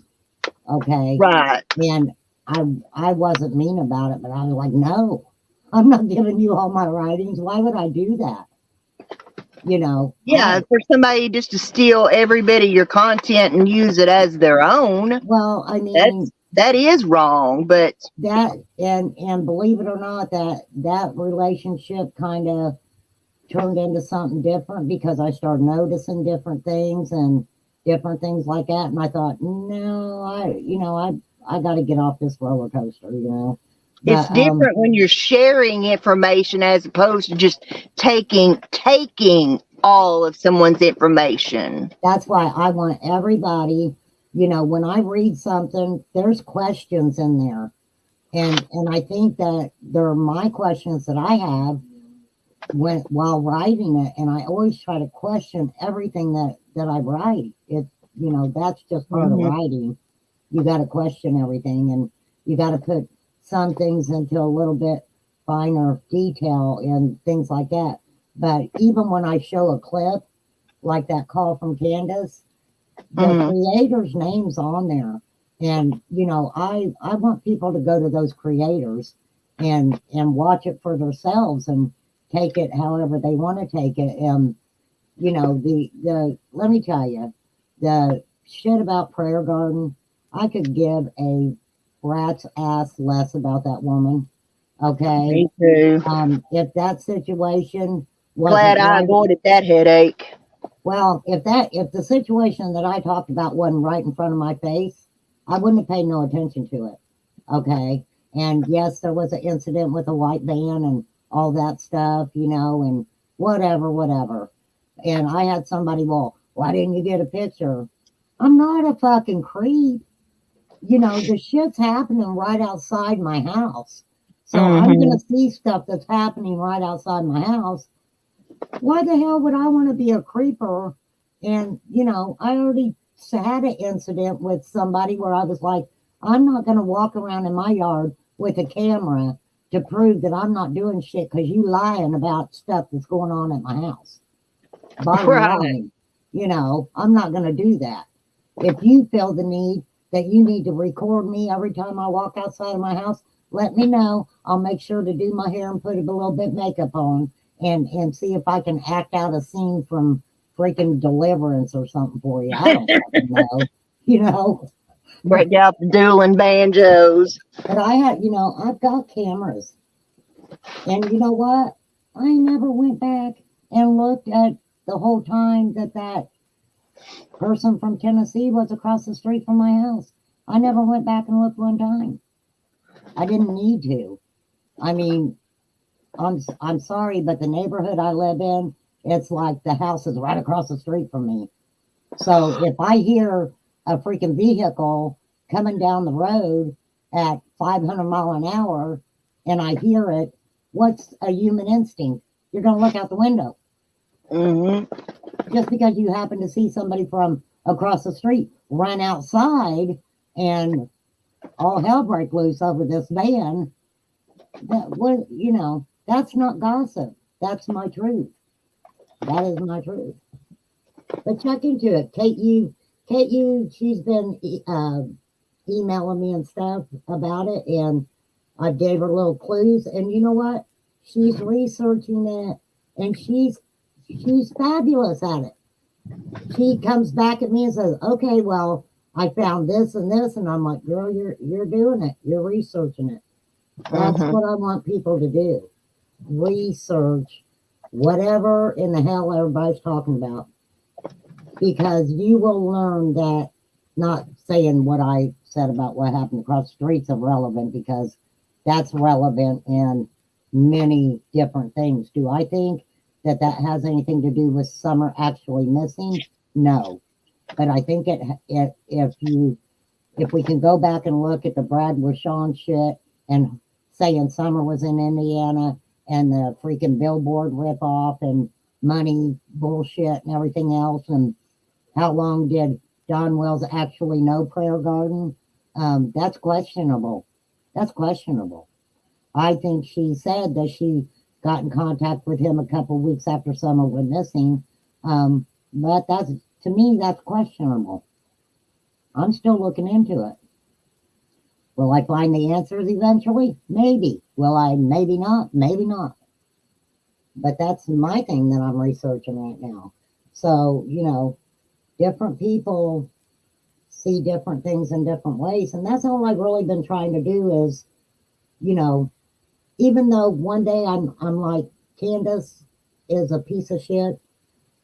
When I read my writing about Candace the other day, I was trying to show her in a more normal light, because that's what you have to do. Because this case is so messed up that there's a part of these people that you want to normalize their life. And you want to say, oh my gosh, I feel so horrible for her. But then I played that phone call. How horrible do I feel for her now? Today I'm like, you're a piece of shit, Yeah, I'm kind of the same way. There's things I can be compassionate, and empathetic about regarding Candace, and then other things, I'm like, Yeah, you definitely. bitch, Yeah, I mean, if somebody wants to look into Marlena, like I said, Lips is the one who's got the Marlena content and stuff like that. I don't, I can see and my where, thunder's rolling. it was said that she stole some birth certificates and things like that, but it's not proven. She was never arrested for it. Police weren't notified, or anything like that. I would think if somebody stole birth certificates and social security cards and of children, that whoever knew this for a fact would let the authorities know. That's very serious. And that's a very serious thing in Summer's case, right? Summer was 5. And if you're stealing shit from other kids, Summer's head was shaved. By the time her hair grows out, they can change her hair color. They can make her into a totally different kid. Different name, Absolutely, yeah. different kid, different name, different social security number, anything like that. So, I mean, as far as Marlena, I don't know. I mean, she is a known substance abuser. I've heard them say she was living in a tent. I've heard other ones saying she wasn't living in a tent, or whatever. And what I have on her, I'll never use, because it wasn't my content to use to start with.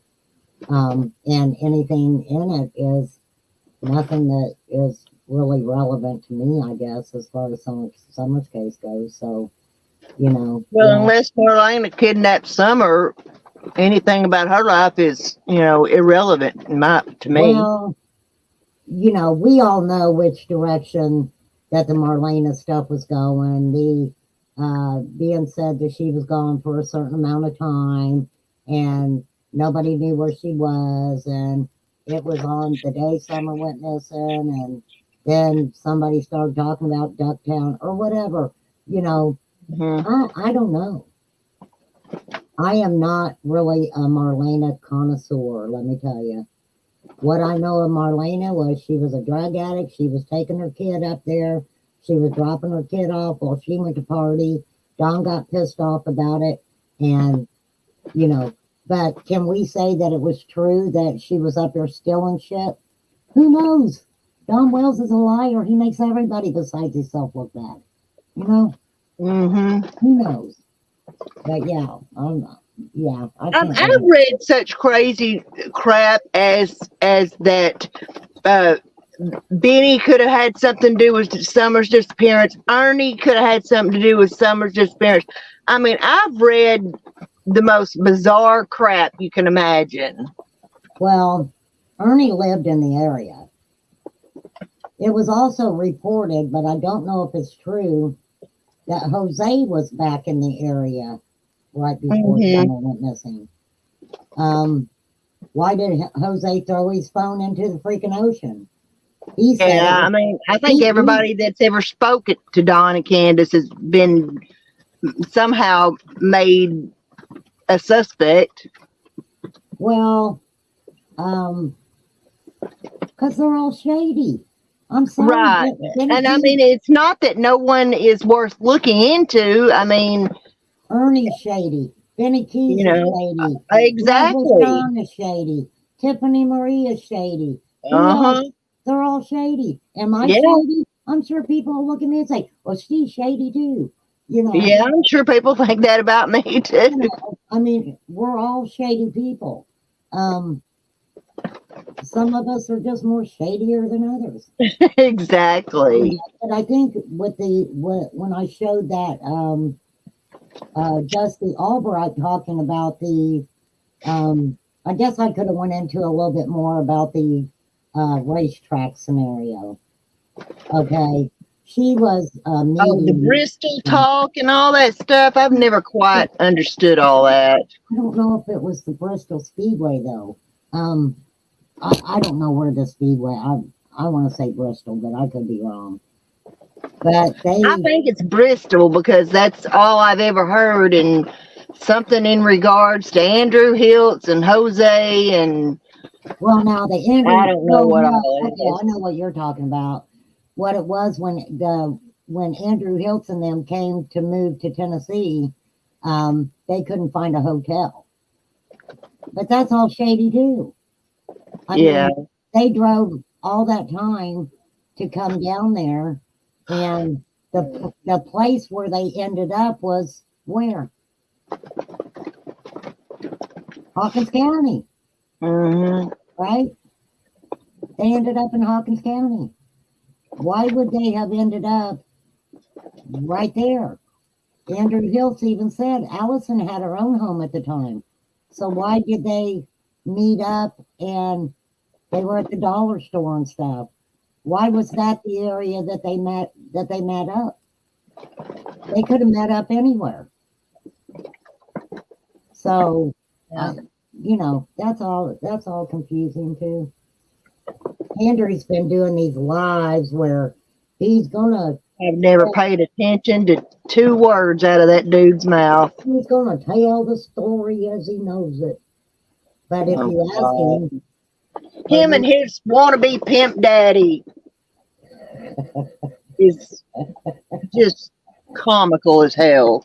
They're all of it's comical. If you look at some of this shit, it's the most funniest stuff that I have ever seen.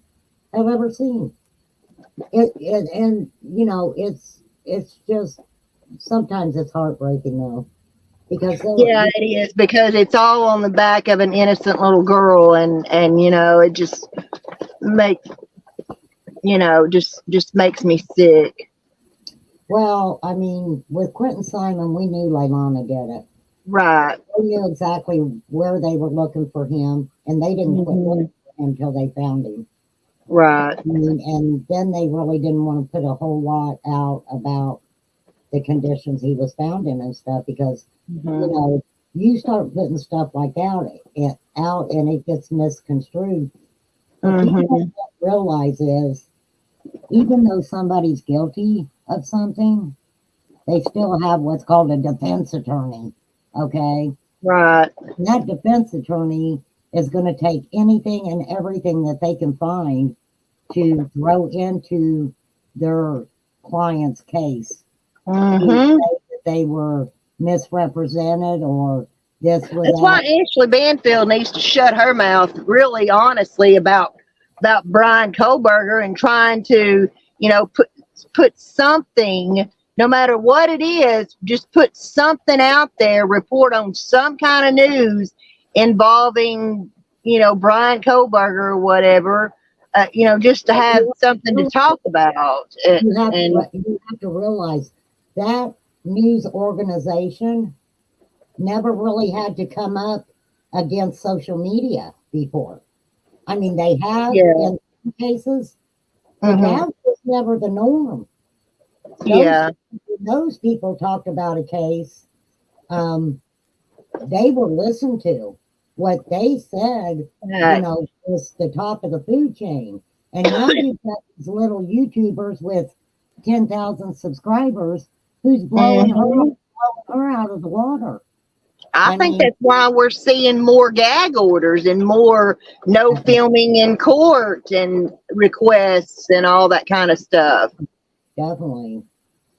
And I mean, the people take those court cases that are put on Zoom or whatever, and they replay them and use them for their own narrative. And I mean, it's not a good look, but freedom of speech, everybody says. There's such a fine line when you talk speech, because you have to remember there's also something called defamation. And I know I can get wound up and say the F word, but I try to always say, this is how I feel, okay? This isn't how you guys. Well, I drop F-bombs all the time, and I don't apologize for it. Well, I know. I just don't.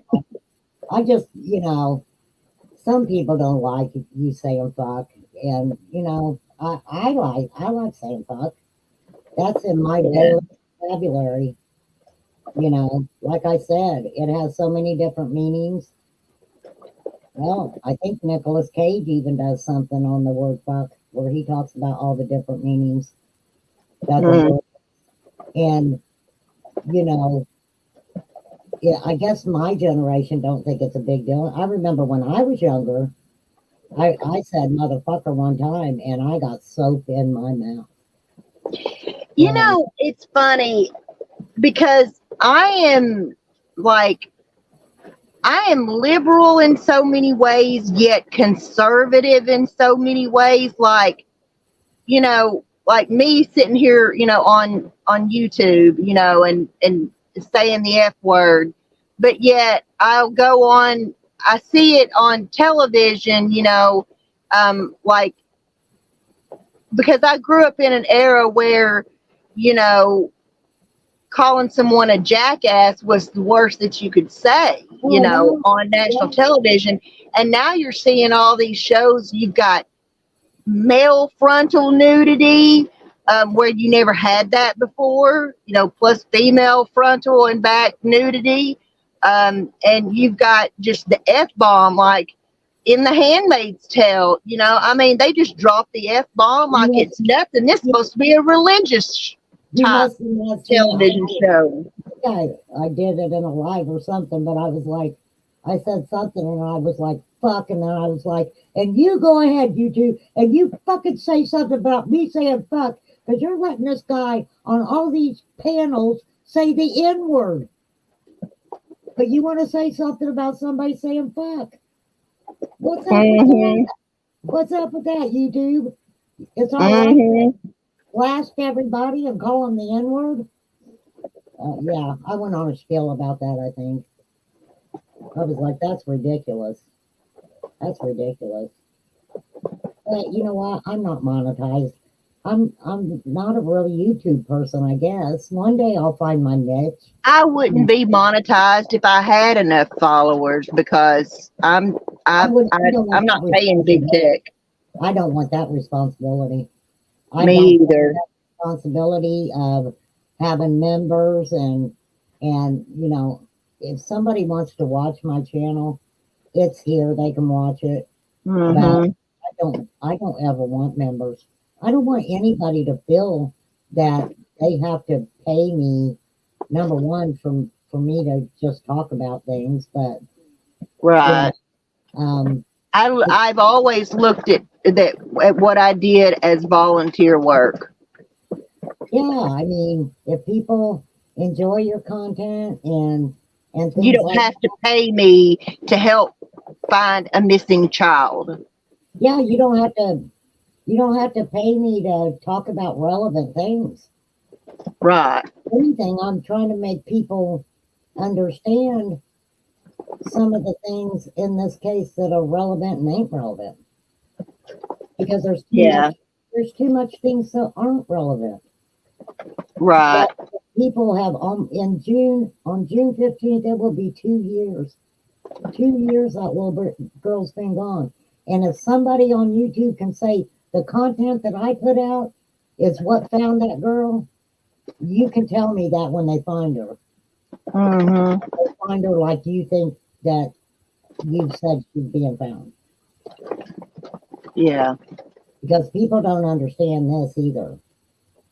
Up in the mountains, up in the deep, deep Appalachian Mountains, there are families up there who will take their little girl because they might need that little girl. They might need that little girl to help grandma. You know, mama may Yeah. need a little girl to help in the garden every summer. The family may need a little girl to grow up and one day keep the family name going. It's true. Mm-hmm. That is a fact. And people don't think about that. They Yeah. just assume that traffickers come and took her, or Don and Candace had something. You know, there's just too many things that could have happened being in that area. Yeah. And let me tell you, summer could have been 5 or 6 miles from home and taken deeper and deeper and deeper into the woods. Nobody would have ever known it. There's Yeah. been cases where men have went out and dug cellars into the woods, out in the middle of the woods, and taken victims down into those places. And you could go looking for, walk right over it and not even know it was there. Yeah. Yeah, Well, we were talking about the 3 girls in Ohio earlier. They were right there 2 blocks from where every one of them disappeared, hauled up in that house for 10 years, and the neighbors didn't even know it. yeah, yeah, Donna. We've talked about the suitcase before. They said that they were getting ready to move to Utah, so there were things placed in backpacks and different stuff like that. That supposedly they were saying that happened the night before Summer disappeared or whatever. Look into the fact that when law enforcement came out there and was picking up evidence, they happened to pick up a bag that belonged to Josie. I believe it was Josie, that has Josie's clothes and different things like that into it. Check into that. That's an interesting fact. Why would they take that? Why? Yeah. Yeah, mean, there was a list. I don't remember who posted it. It might have been BK, but yeah, Benny a had list of stuff that they retrieved from the home, from the Wells home. John was talking about that TV, and he acted like it was a big screen TV, and then recently he talks about it. I think it was just a little TV the boys use for their games. It's like, Yeah. Who gives a fuck if they took your TV? What do you got in your TV that they would need? Right. It's all just fucking crazy shit. Yeah. So,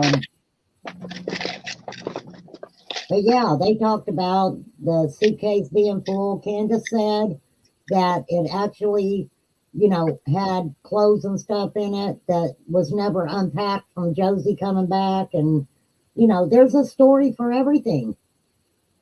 You could ask Candace which dog went out there and shit out in the yard, and she would have a story to go with it. And Dawn would be able to tell you how every dog shit out in their yard. I mean, seriously, I hate to put it like that, but I mean, including him. including him. You know, you know how he likes to go potty on lives, don't Mhm. you? Exactly. Uh, but no, I watched so many times Candace really being passed out and Dawn being on live. He'll start fucking with her. No one should go get up and go off. I mean, you know, and then it's like they slap each other. And, you know, when Don got asked about Candace messing up his eardrum, he was like, well, yeah, we can't hit each other like that. But before that, Don was like, oh my God, she hit me so hard she broke my eardrum. And people were like, she's an abuser. She's an abuser. BK said they had to use summer shoes because of all the dirt. What are you talking about, Ashley? What? There were so many pairs of shoes out there on that property where them kids would all just take their shoes off. Oh Lord, yeah, that's. I mean, And if you look my into landlord's kids have got shoes strode all over the place out here, and you want to and talk they're about, not even living here anymore. Brad Wishon, or I think it was Brad Wishon, asked for one of Summer's shoes. Why? Why would he do that? Why would he ask for one of Summer's shoes? There's only one person who can prove if Summer even had shoes on that day, and that's Candace. I don't think she's ever shown a pair of shoes that said these are the shoes Summer wore that day. If you find it, please let me know. I'd love to see it. Right. We don't know if she had the jacket on when she disappeared. We don't. Yeah, well, We don't know if she had shoes on. Actually, honey, I'm not trying to be hard on you. All the clothes so dirty.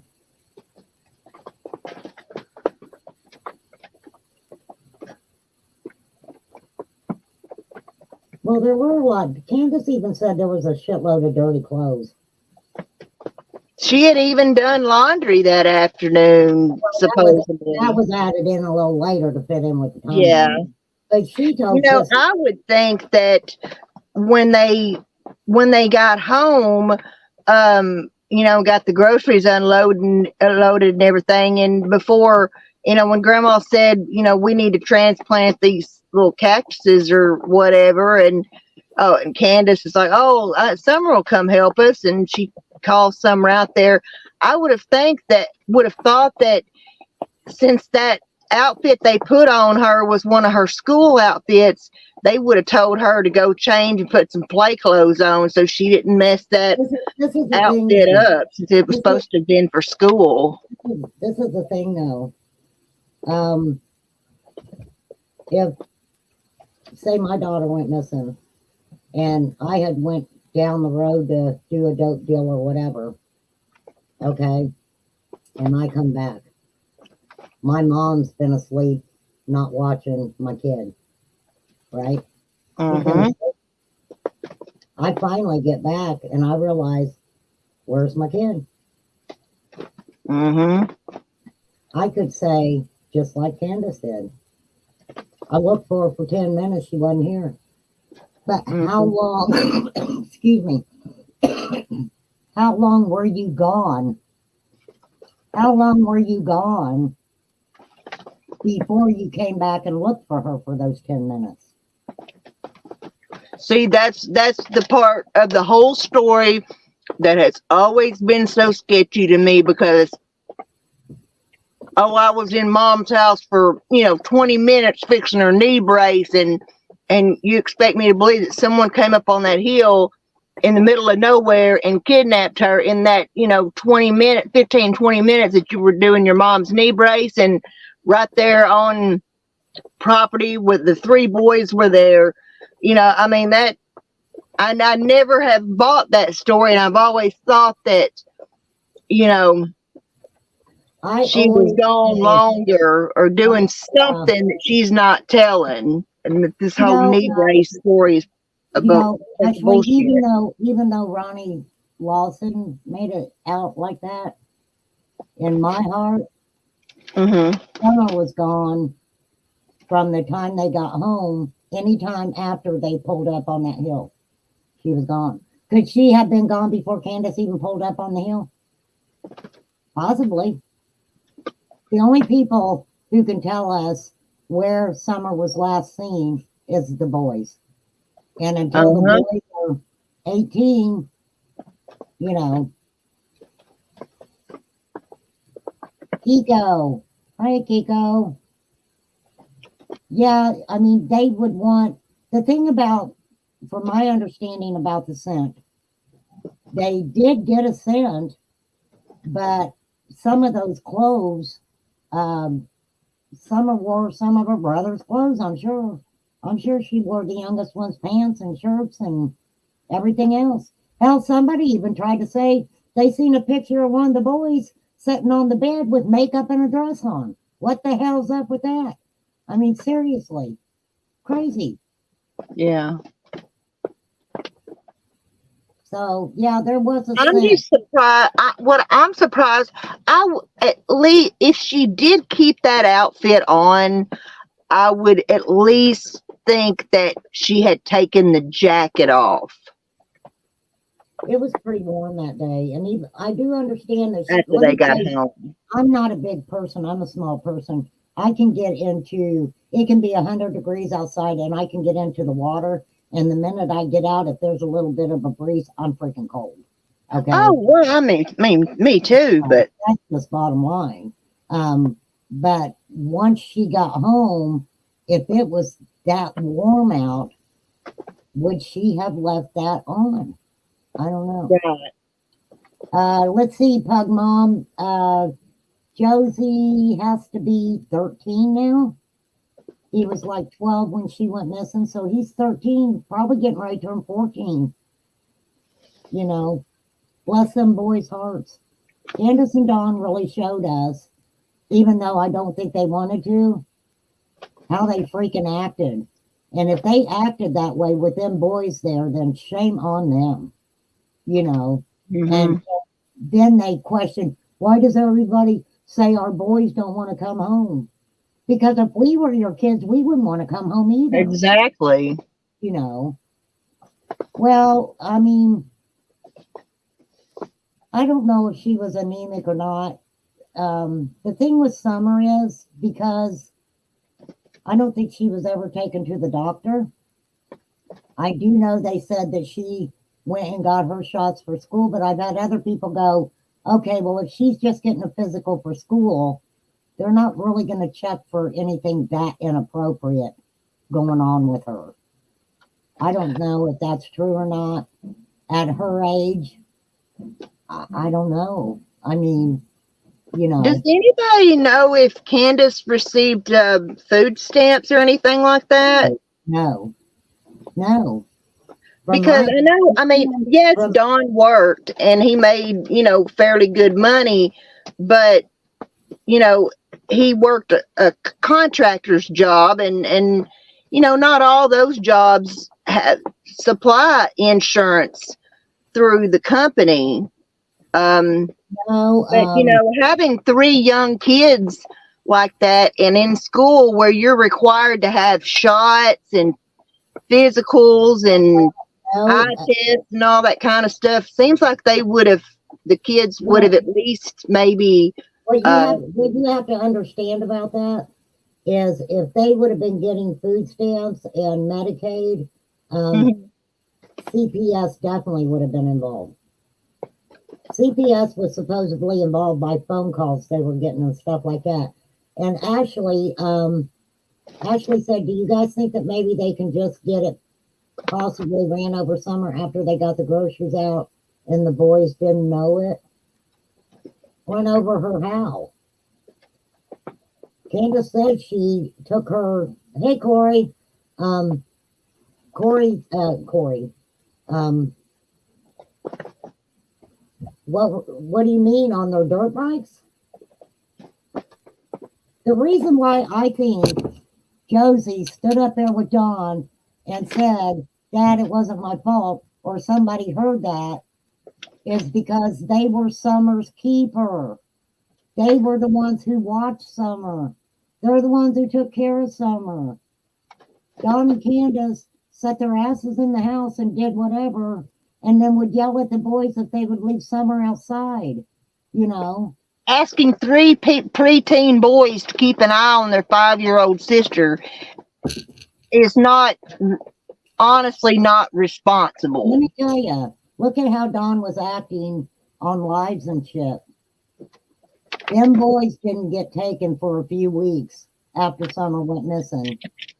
So I would think the boys are going to say, Dad, it ain't my fault. So Dad quit saying, why did you let your little sister get taken?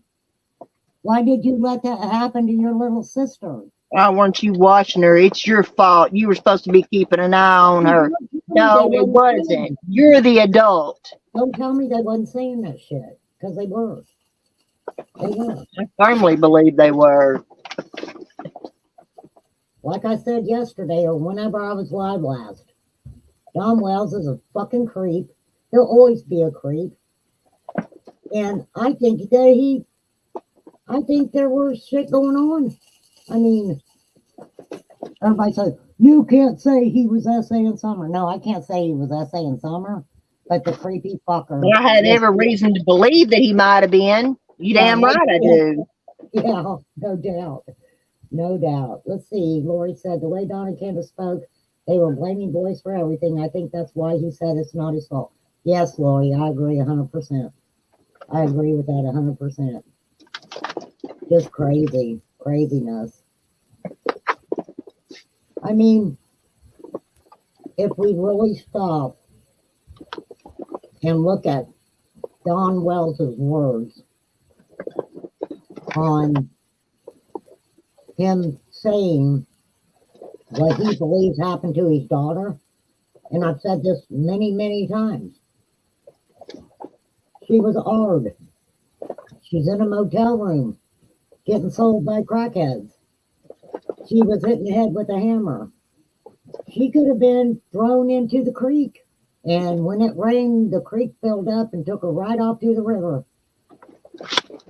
I mean, if you put all those words together, that sounds like a story to me. That sounds like one long story. I could not even repeat those kind of things about my own child. A missing 5-year-old little girl. He's saying that about a missing 5-year-old girl. And, you know, I'm sure people are going to come at me because I made the comment that, okay, look what happened to Summer.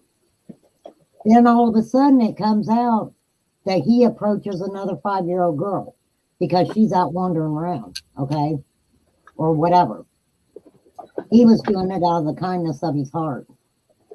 Why would that girl's mother not say his child is missing and he really looked after my daughter when he seen her out by the road? That's what Mama said. Mama said, old man's up here trying to pick up on my daughter. Okay?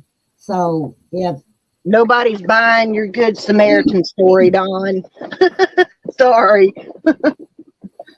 Well, Lori, the Jeannie and Mary thing, it was the age. Excuse me, it was the age. Jeannie was 5. And this is what gets me, okay? And people need to understand this. Don said, and trigger warning, my whole show's trigger warning now. Don said that Jeannie came on to him. She was sexually provocative towards him.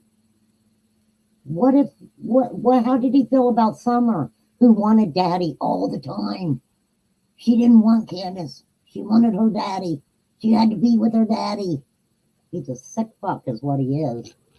And let me tell you, if that shit happened and my 5-year-old daughter was outside playing and he come up on my shit talking about my daughter, I probably would have shot him. I would have shot his ass dead right there. No doubt about it. I'd have been like, you sick fuck, you're going down. But Dan's a liar, so we know he lied the first time words come out of his mouth. So right, the opposite, she got gone by somebody wasn't happen that they know what happened to her. Yeah, Don is a liar. So is Candace. But they try to tell the truth in other ways. So we say, oh my God, they're being honest. I believe them. I believe them. And a lot of people do, don't get me wrong. A lot of people do believe in their innocence. But to me, and this is just me, you know, and even though I'm a year to 60, I've been through a lot of things in my life. And anybody who's trying to convince me that they tell the truth about everything and I should believe everything they're saying is full of shit. And they're lying somewhere. Amen. Lying somewhere. And that's You know, fact. if it comes out that Candace and Don had nothing to do with this, I will be the first to stand up and apologize. But We all I'm saying this from criminal investigation, missing child, murdered child 101. The parents are always the first suspect. Let me tell you something. I've said it before. If this happens, I'll eat crow. Well, let me tell you, I made a lot of worse shit than crow. So the day I have to eat some crow, it's just going to be a little treat for me. You know what I'm saying? That's the way I feel about it. Just like said, there are a lot of them that are liars. Let's look at Fred Hill, who has been trying to destroy the investigation on this child the whole time. This is what I want to say about mountain people. Everybody on that hill has lied about something, including the police. This is something I want to say about mountain people, okay? They have this really weird sense of humor. Say the Bones, for instance, okay? They thought that was fucking hilarious.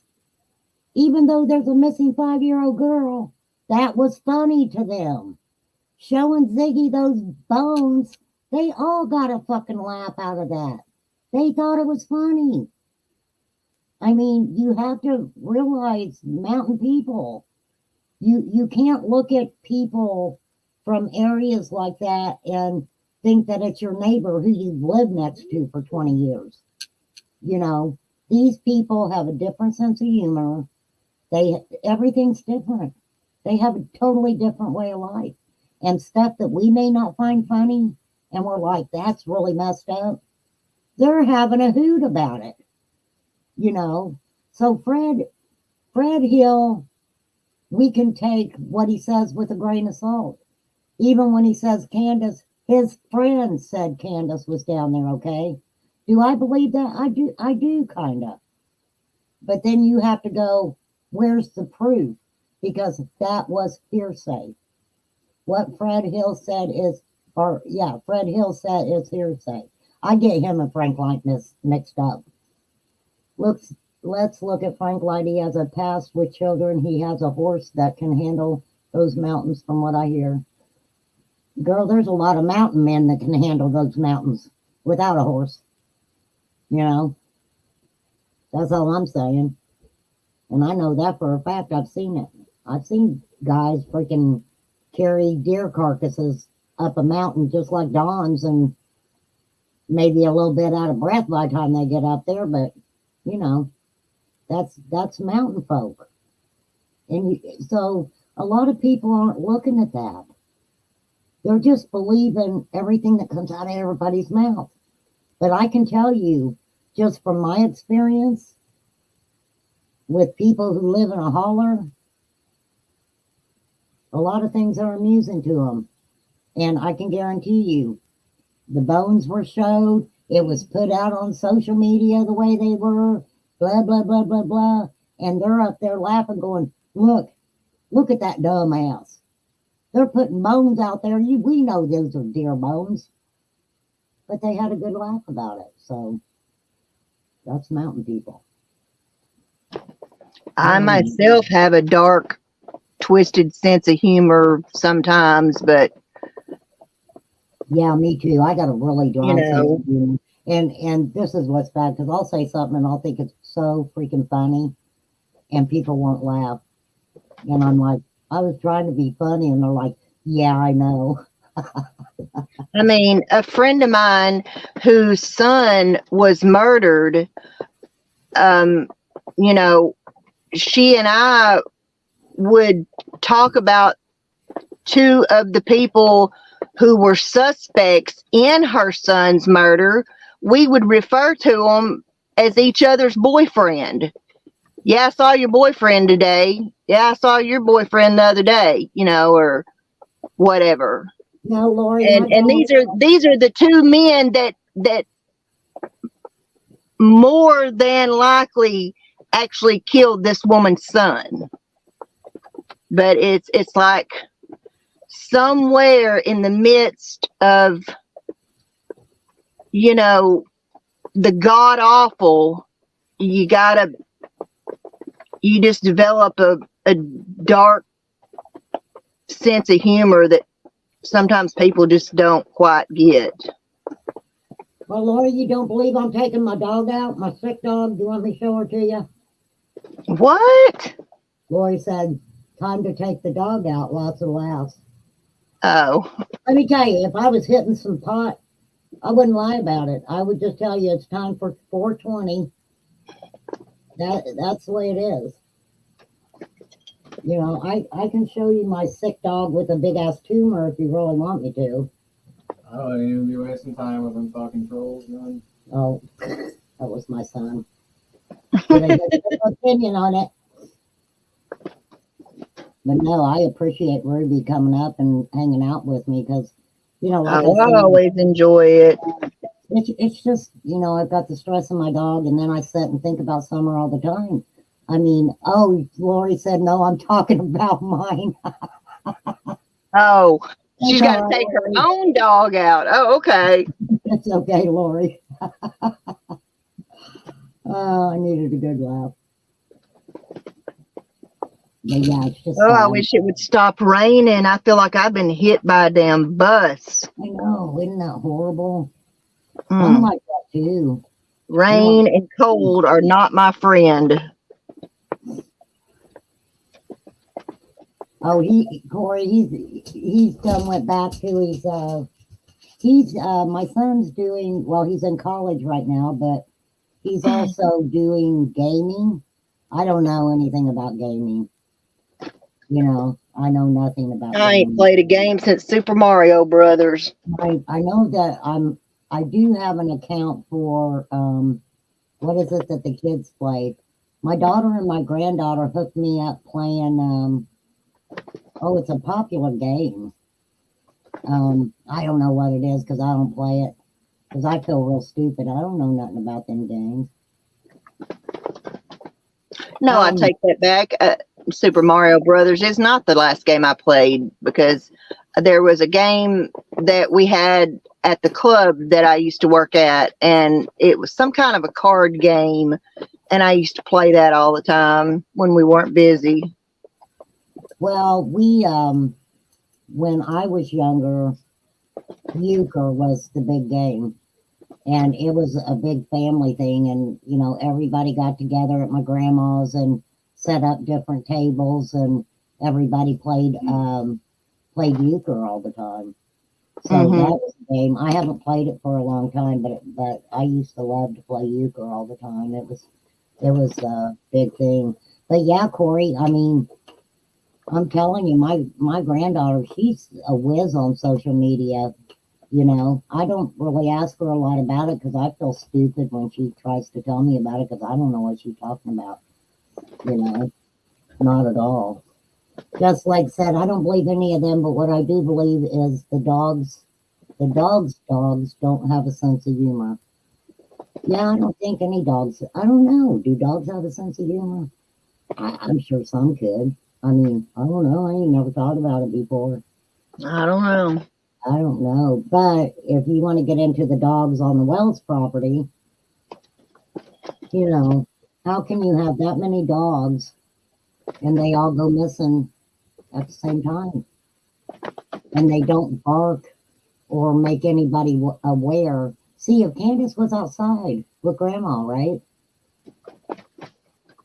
And even if there were a few dogs up there, they would have to know. They would have had to have barked. They would have Oh had yeah, to. they were yapping and barking at Betty and Molly and all them when they were up there. Well, they tried to say that those dogs wasn't Don and Candace's; those were neighbors' dogs. Is what was said. I don't know if that's true or not. I don't Yeah. know. I've heard several horror stories about the animals up there on that property. And Corey, the Wells boys, yeah, they played Fortnite and they also played that other game. I can't remember what it is. And, and I can see where, boys can sit and do that for hours. Girls can even sit and do it for hours and hours, right? But the thing about it is, if those boys were locked in, as Candace said, they were in and no out, no in, no out. And she comes home, makes them come outside to carry groceries in. Would they have went back in the house and stayed in the house, or would they have stayed outside after being in the? Did you watch Killer Look's video showing a property belonging to someone with ties to Andrew Hill's property where the? Yes, I did see that, Victoria, and people do need to go over and watch Killer Looks. He's got some really good information. He really does. He's been that guy is on it. He is on it, and he is one person that I do watch. I mean, he's good. He's good. He is on it, and he is really good about it. 67 degrees in Florida. Gosh, Ashley. I think I would have to try to move to Hawaii if that was the case. But yeah, I do recommend, Victoria, people do watch Killer Looks. He's got some really good information out there. That threw me off about the Andrew Hiltz being, connected to that property. It was weird. It was weird. Because Andrew Hiltz cannot say and has not been able to show what property that they were supposedly going to be living in, right? When they got down there. And all of a sudden, it wasn't available anymore. Why did they have to go all the way to Beach Creek? Why did they have to go that far? There's no reason. Allie had a home in Kingsport. Why didn't they just go to Kingsport? So you have to really think and use some common sense. I know what Andrew Hill says, but if Allie's property was in Kingsport, why did they come all the way out to Beach Creek? Why did they come out to the Beach Creek area? I don't know. I do not know. So, girls, I've been on here 3 hours. I have got to get off here. Hey, Yeah, me too. I'm going to lay down and rest a little while before I do my live later. I will try my hardest to pop over there, Ruby. If I don't show up, I'm always watching and giving you a thumbs up. Okay. I love your content because you go over some stuff that I don't think about for a long time. And then you talk about certain cases. I'm like, dang, I remember that case. Yeah. And there's another person, you guys, that has some really good content they've been putting out about some stuff with Candace and stuff. Lil Wing, I want to say. She's been putting some content out too.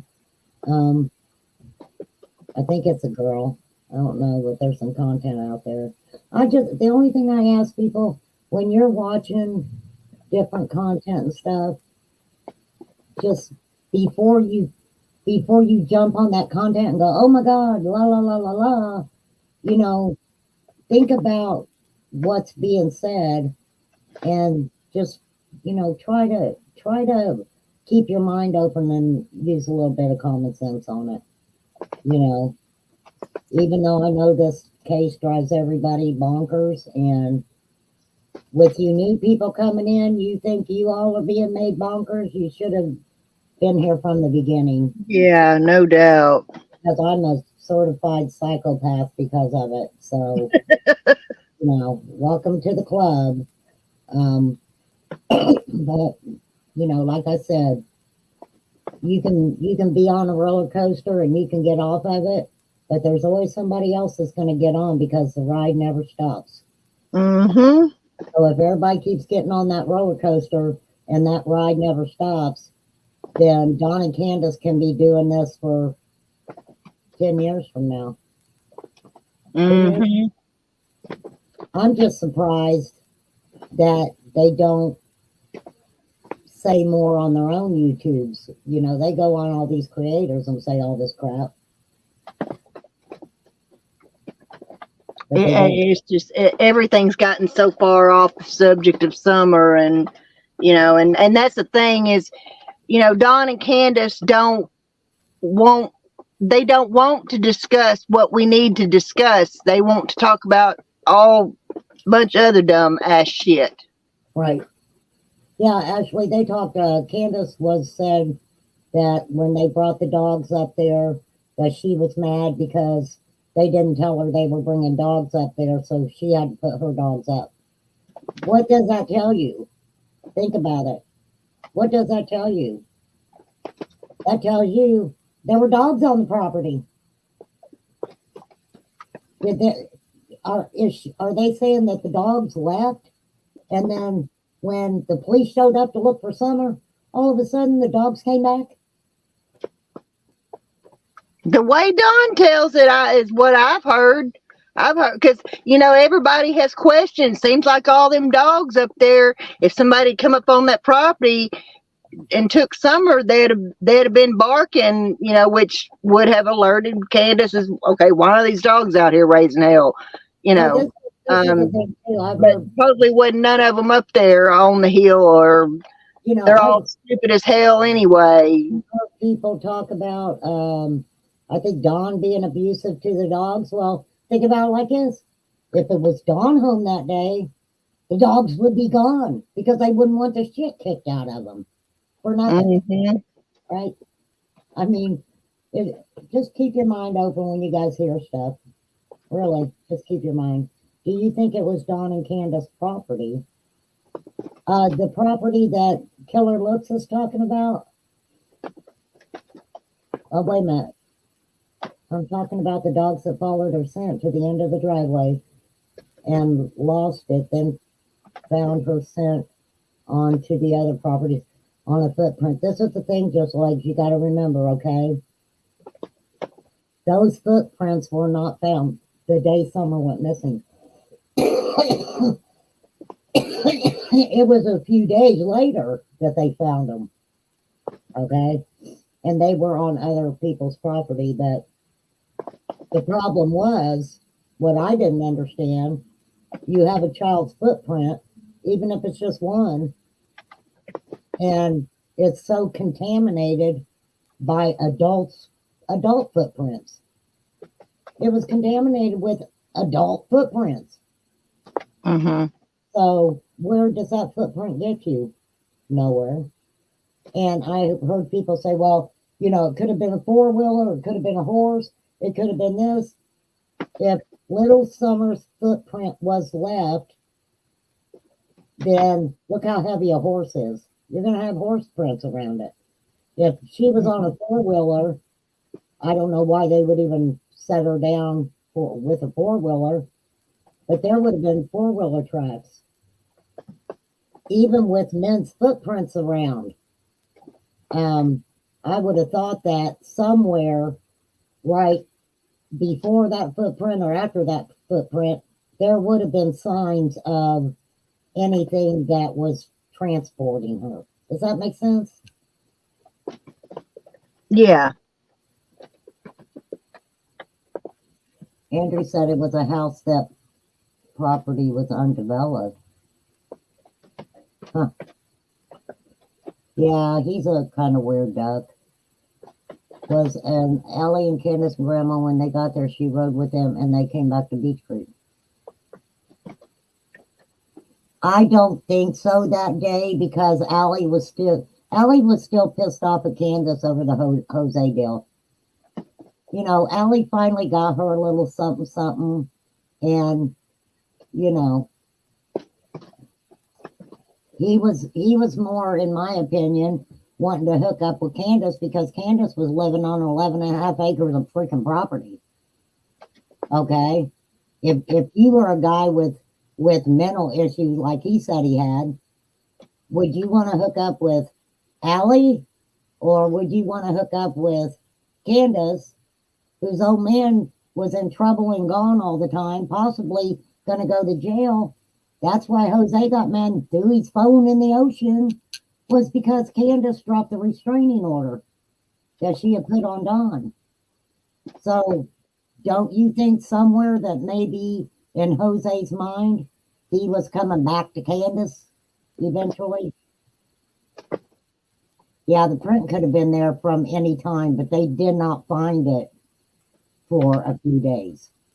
So yeah, that print could have been there anytime. I know there's a lot of questions about when it rained and everything else. I mean, man, the only thing that everybody hasn't done is get 5,000 people together and everybody march up on Ben Hill and just look wherever we want. Wouldn't that be the day? Yeah, exactly. But you have to realize too, those searchers went out there in horrendous conditions. They had every available mechanisms, drones, heat-seeking drones, helicopters. They had so much, and they couldn't find her. They couldn't find her. So if she's around there, possibly could have been put back there. She could be in an area where somebody's covered her with something. I mean, the possibilities are endless, just endless. Yeah, because there's a lot of woods through there. I mean, when Bo Ramsey went missing in my hometown, it took months upon months to find his remains. And actually, it wasn't even the police who ended up finding his remains.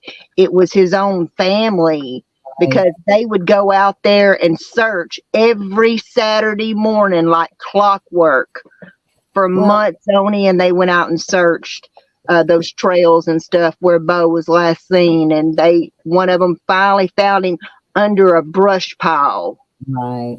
Well, that's the thing about Candace, too, and Dawn. You know, they can say they're out there searching all they want, and that's great if they are. My thing is, I would think that Candace, Dawn, and Grandma would all have been calling the police every day, every day, every day, every day. And Grandma Candace... I'd be camped out in front of that police office. Grandma Candace said herself that she hadn't talked to law enforcement since the protesters had been out there. That was like in December, and the interview she did was in March. Candace hadn't talked to law enforcement.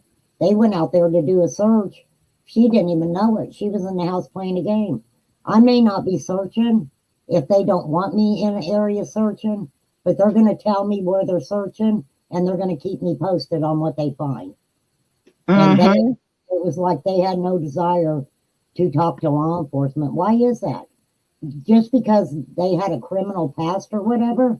Supposedly they hadn't been in trouble for a long time. So why hate law enforcement the way they did? Candace didn't hate them enough. She was calling them on Dawn for DV. She didn't have no problem doing that. I don't care what kind of criminal history I've got. My kid goes missing and I'm going to be camped on the police's doorstep. Girl. You know anything yet? You know anything yet? You know anything yet? If there was a missing child, around my neighborhood, and I had 100 pot plants growing out there, I'd be like, you can go out there and search, but I'm telling you right now, there's 100 pot plants out Yeah, that I've said that same thing. Look, if they had nothing to do with this, then if they did, let's just say, rip off the dope man, just be freaking honest about it. Look, I know that Jim Smithers could have her because I stole, $10,000 worth of finished meth product from him. I mean, you just got to take whatever damn repercussions are coming your way. Well, You this is know, I did an interview one time where he talked about, it was with Ernie, I believe, and I think I went over it on another live I had, where he talked about if the dope man came and got her, then he's got her in a car and he's gone, something like that. Hey, little Wing, I was just telling yeah. everybody to watch your channel. I really like your channel. You can drop your link if you want. Yeah, I mean, he's made. It's like all the comments that he's made have set up a scenario. Mm-hmm. Why is Don trying to lead everybody into all these different chaotic scenarios? I think it's because he doesn't want to say, I did this. Yeah. I did this. Okay, I said this from the beginning, and I could be wrong, just so it's theory of mine. Candace was with Hunter, okay? Grandma, they took Grandma and Summer home. She took off with Hunter, okay? One of the boys, maybe Summer, Grandma went to sleep, Summer went missing. One of the boys called and said, Dad, Summer's gone and Mom's gone with Hunter. Because if you remember when Dawn supposedly called Candace, she told everybody to be quiet. Why would she do that? Why would she have to hide who was in the vehicle? That didn't make any sense to me. So Dawn gets pissed off. Dawn rushes home and something happens. Because if you remember, Dawn repeatedly says, I knew something was going to happen on Candace's watch.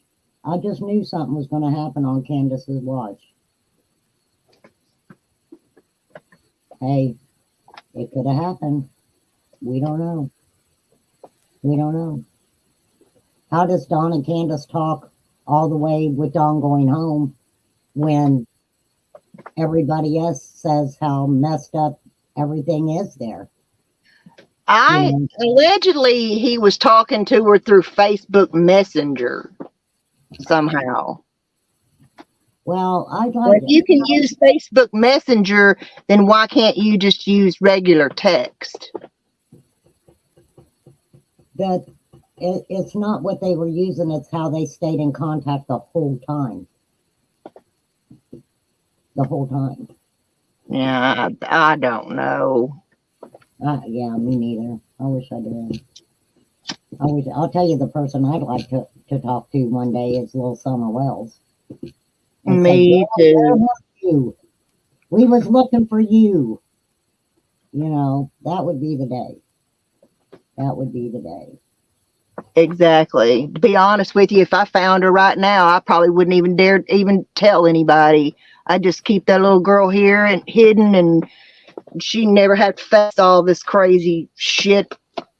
Well, I know somebody got upset with me one time because I told them, because they were like, oh, I want to go up there. I want to go up the hill. I want to take dinner up there and have dinner and talk to Dawn and Candace. And I said, why would you want to do that? Why would you want to do that? They don't know. I don't know why everybody thinks that they are somehow special and that they're going to get some kind of damn confession out of them. And, it's like, I know. Let me tell you, I love Summer. I've always loved Summer since the first day I seen that little picture, and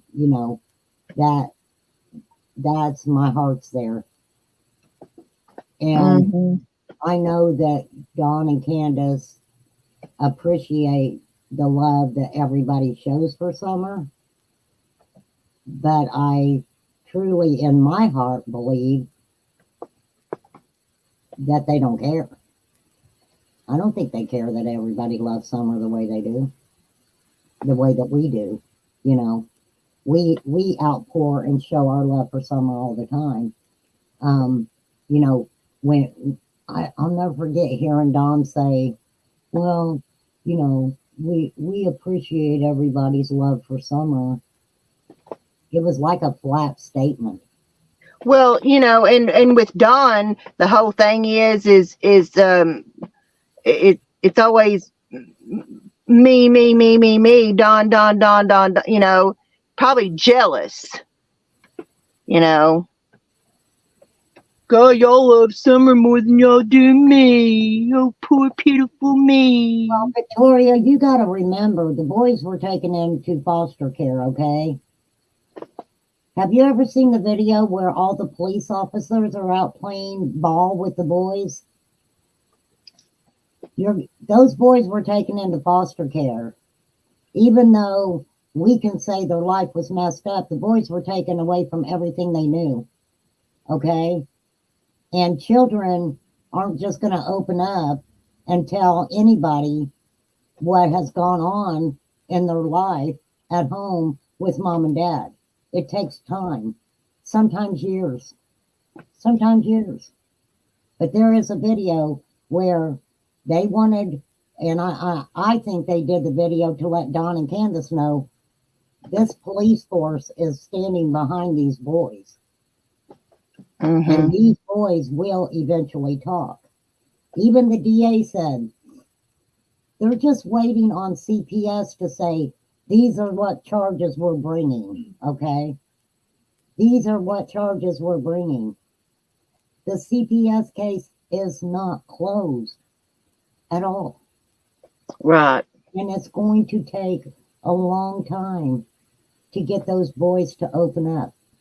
I don't think I separating. questioned that myself. You know, if they told the boys to lie about what really happened or whatever, you know, would the boys still be lying? You know, at this point to cover up what you have to realize really happened.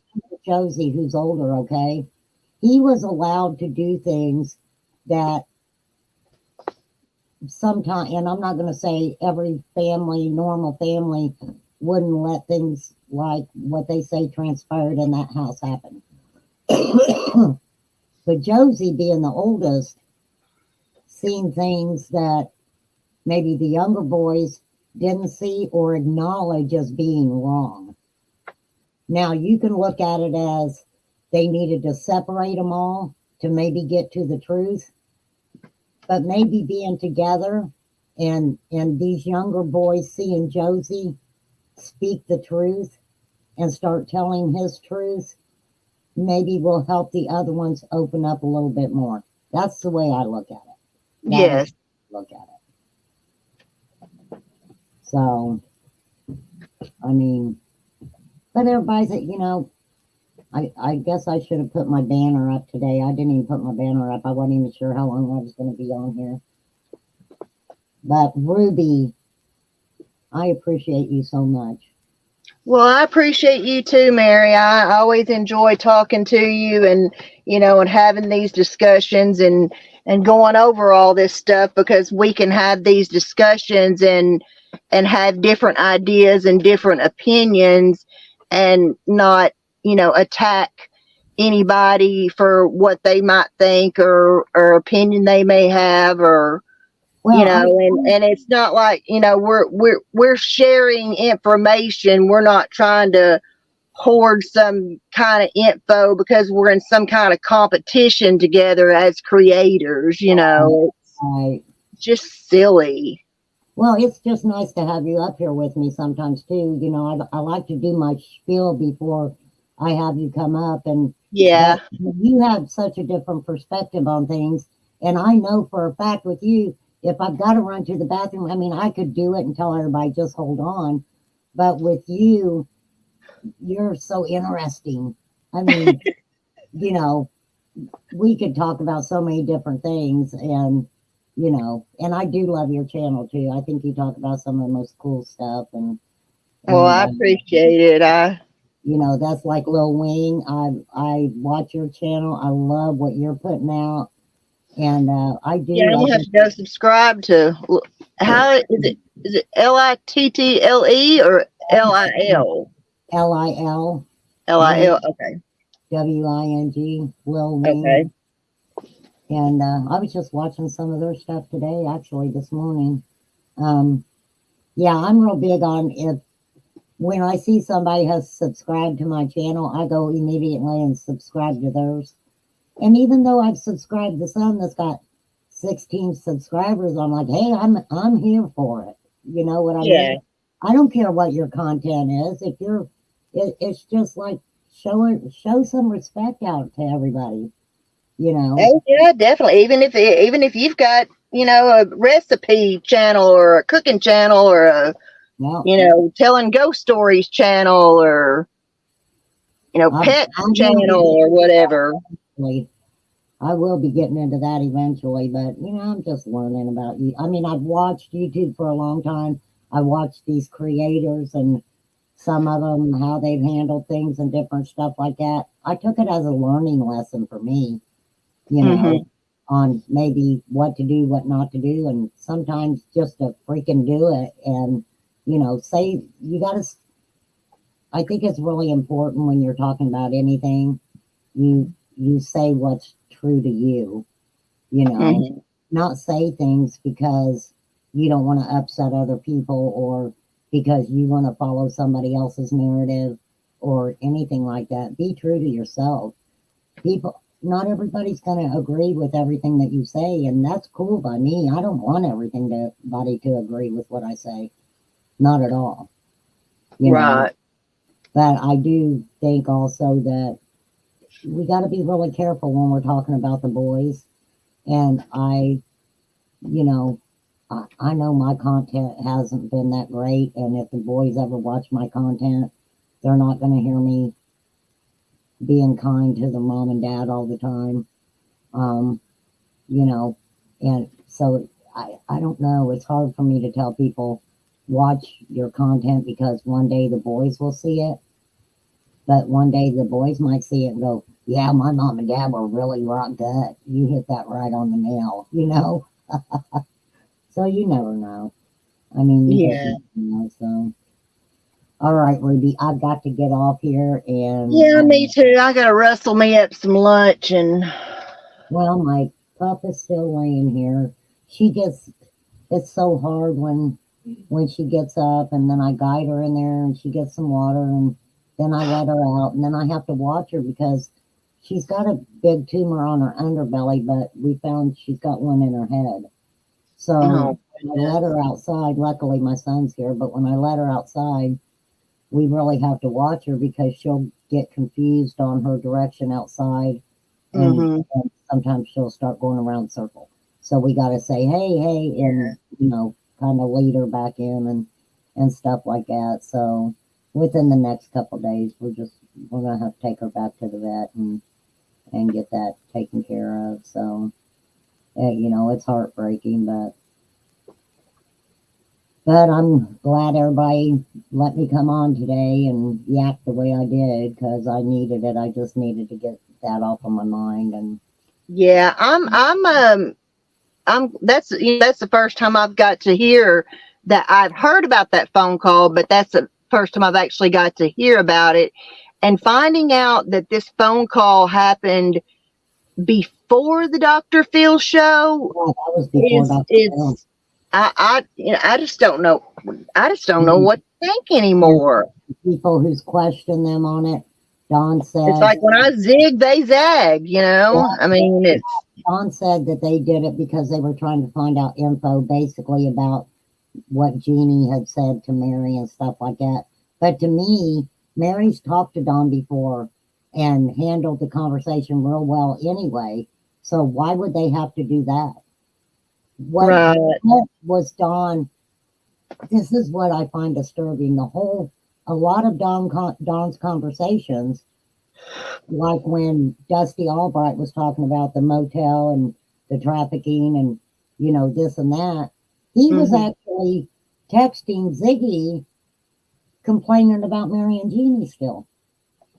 Oh my Lord. So to me, in my mind, I'm like, okay, well, you're wanting Ziggy to start talking about Mary and Jeannie and get Dusty and them not to talk about what their truth is. See? Mhm. So, Trying to control the narrative. yep, like he's been doing the whole time. But like I said, Exactly. I just have it Exactly. in my heart that Don wasn't at work all day that day. Whether it was an accident and something happened, and Candace was immediately worried that the boys would be taken right away. I don't know, because the boys ended up getting taken anyway. Mhm. If it was an accident's an accident. It don't matter if, Right. possibly could they have got her for child neglect if it was an accident? Sure. But I don't know. None of it just makes any sense. None of it And when makes my mama always taught me it's just easier to be honest about stuff, because once you tell a lie, you got to tell another lie to cover that lie, and another lie to cover those two lies, and another lie to cover those three lies. And, pretty soon you just lose track of what you've told what, who, sense. and it's just, I've always told my kids this, and if you lie, I cannot help you. But if you tell me the truth, I will help you 100%. exactly. And if you lie to me, there's nothing I can do. I can't Right. pick up anything that you're saying if you lie to me. But if you tell me the truth, then I will help you any way I can help you. Right. And they pretty much live by that, thank God. I'm sure, my daughter, I think it was like 2 years ago, her and my other daughter was talking, and she was like, yeah, you remember when I took mom's car out at like midnight? And I was like, what? And she was like, yeah, when you had the Grand Am, I took that out and we went for a pleasure cruise. And I was like, whatever, you want to tell me that now? Because, I ain't going to say nothing about it now. Wait, you're 25 years old. You want me to ground you? You know? But I'm like, hey, you know what? If that's what you did, I think that's a lot better than some of the stuff I did when I was younger. So I'm just saying. Yeah. But I think now a lot of people in our day and age that maybe went through a lot of trauma and horrible things in their childhood and stuff, like with my generation, I didn't want my kids to go through any of that. Me either.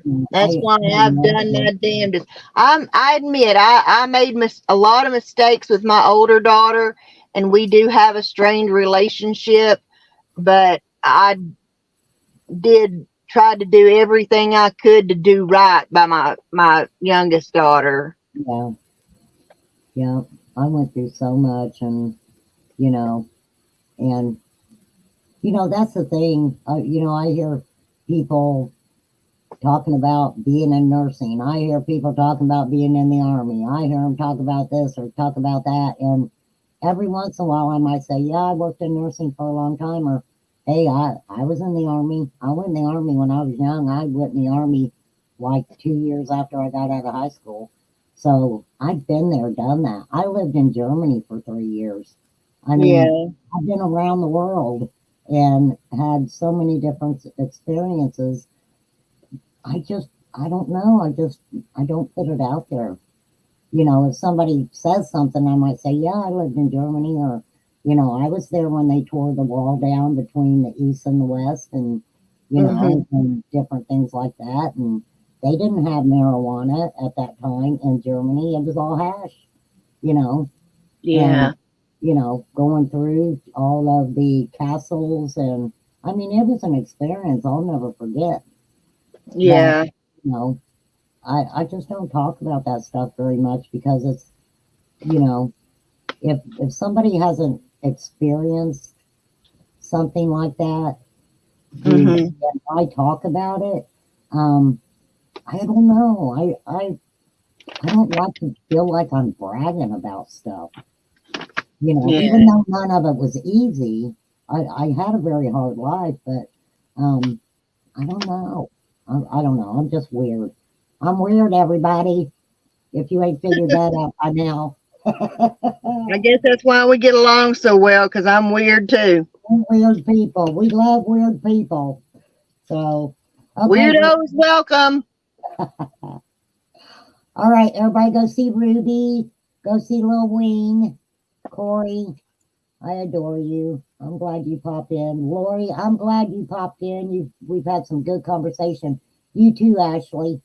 I like Just Legs. Everybody that Victoria, everybody who's came in today, you guys all have such good comments and questions. And, you know, I'm just glad everybody's got a different, you know, opinions and theories about what happened. Yeah. Maybe we can get her home. Maybe we can get her home. I don't know. I don't know. You know, I hope so. me too, Ruby. Me too. All right, girl. Okay, girl. I will holler at y'all later. Everybody have a wonderful day, please. And I will talk to you all soon. Thank you, Ruby. Bye-bye. Hey, you guys go, all of you go watch each other. All your content is so good. I like everybody's content. I really do. And anytime anybody's in my channel that has a channel, you drop your link. I don't care when you do it. You feel free to drop your link. All right. Gosh, I've been on here 3.5 hours. All right. Peace out, everybody. Be kind. It don't cost a dime. Opinions and theories, no repercussions. Peace out.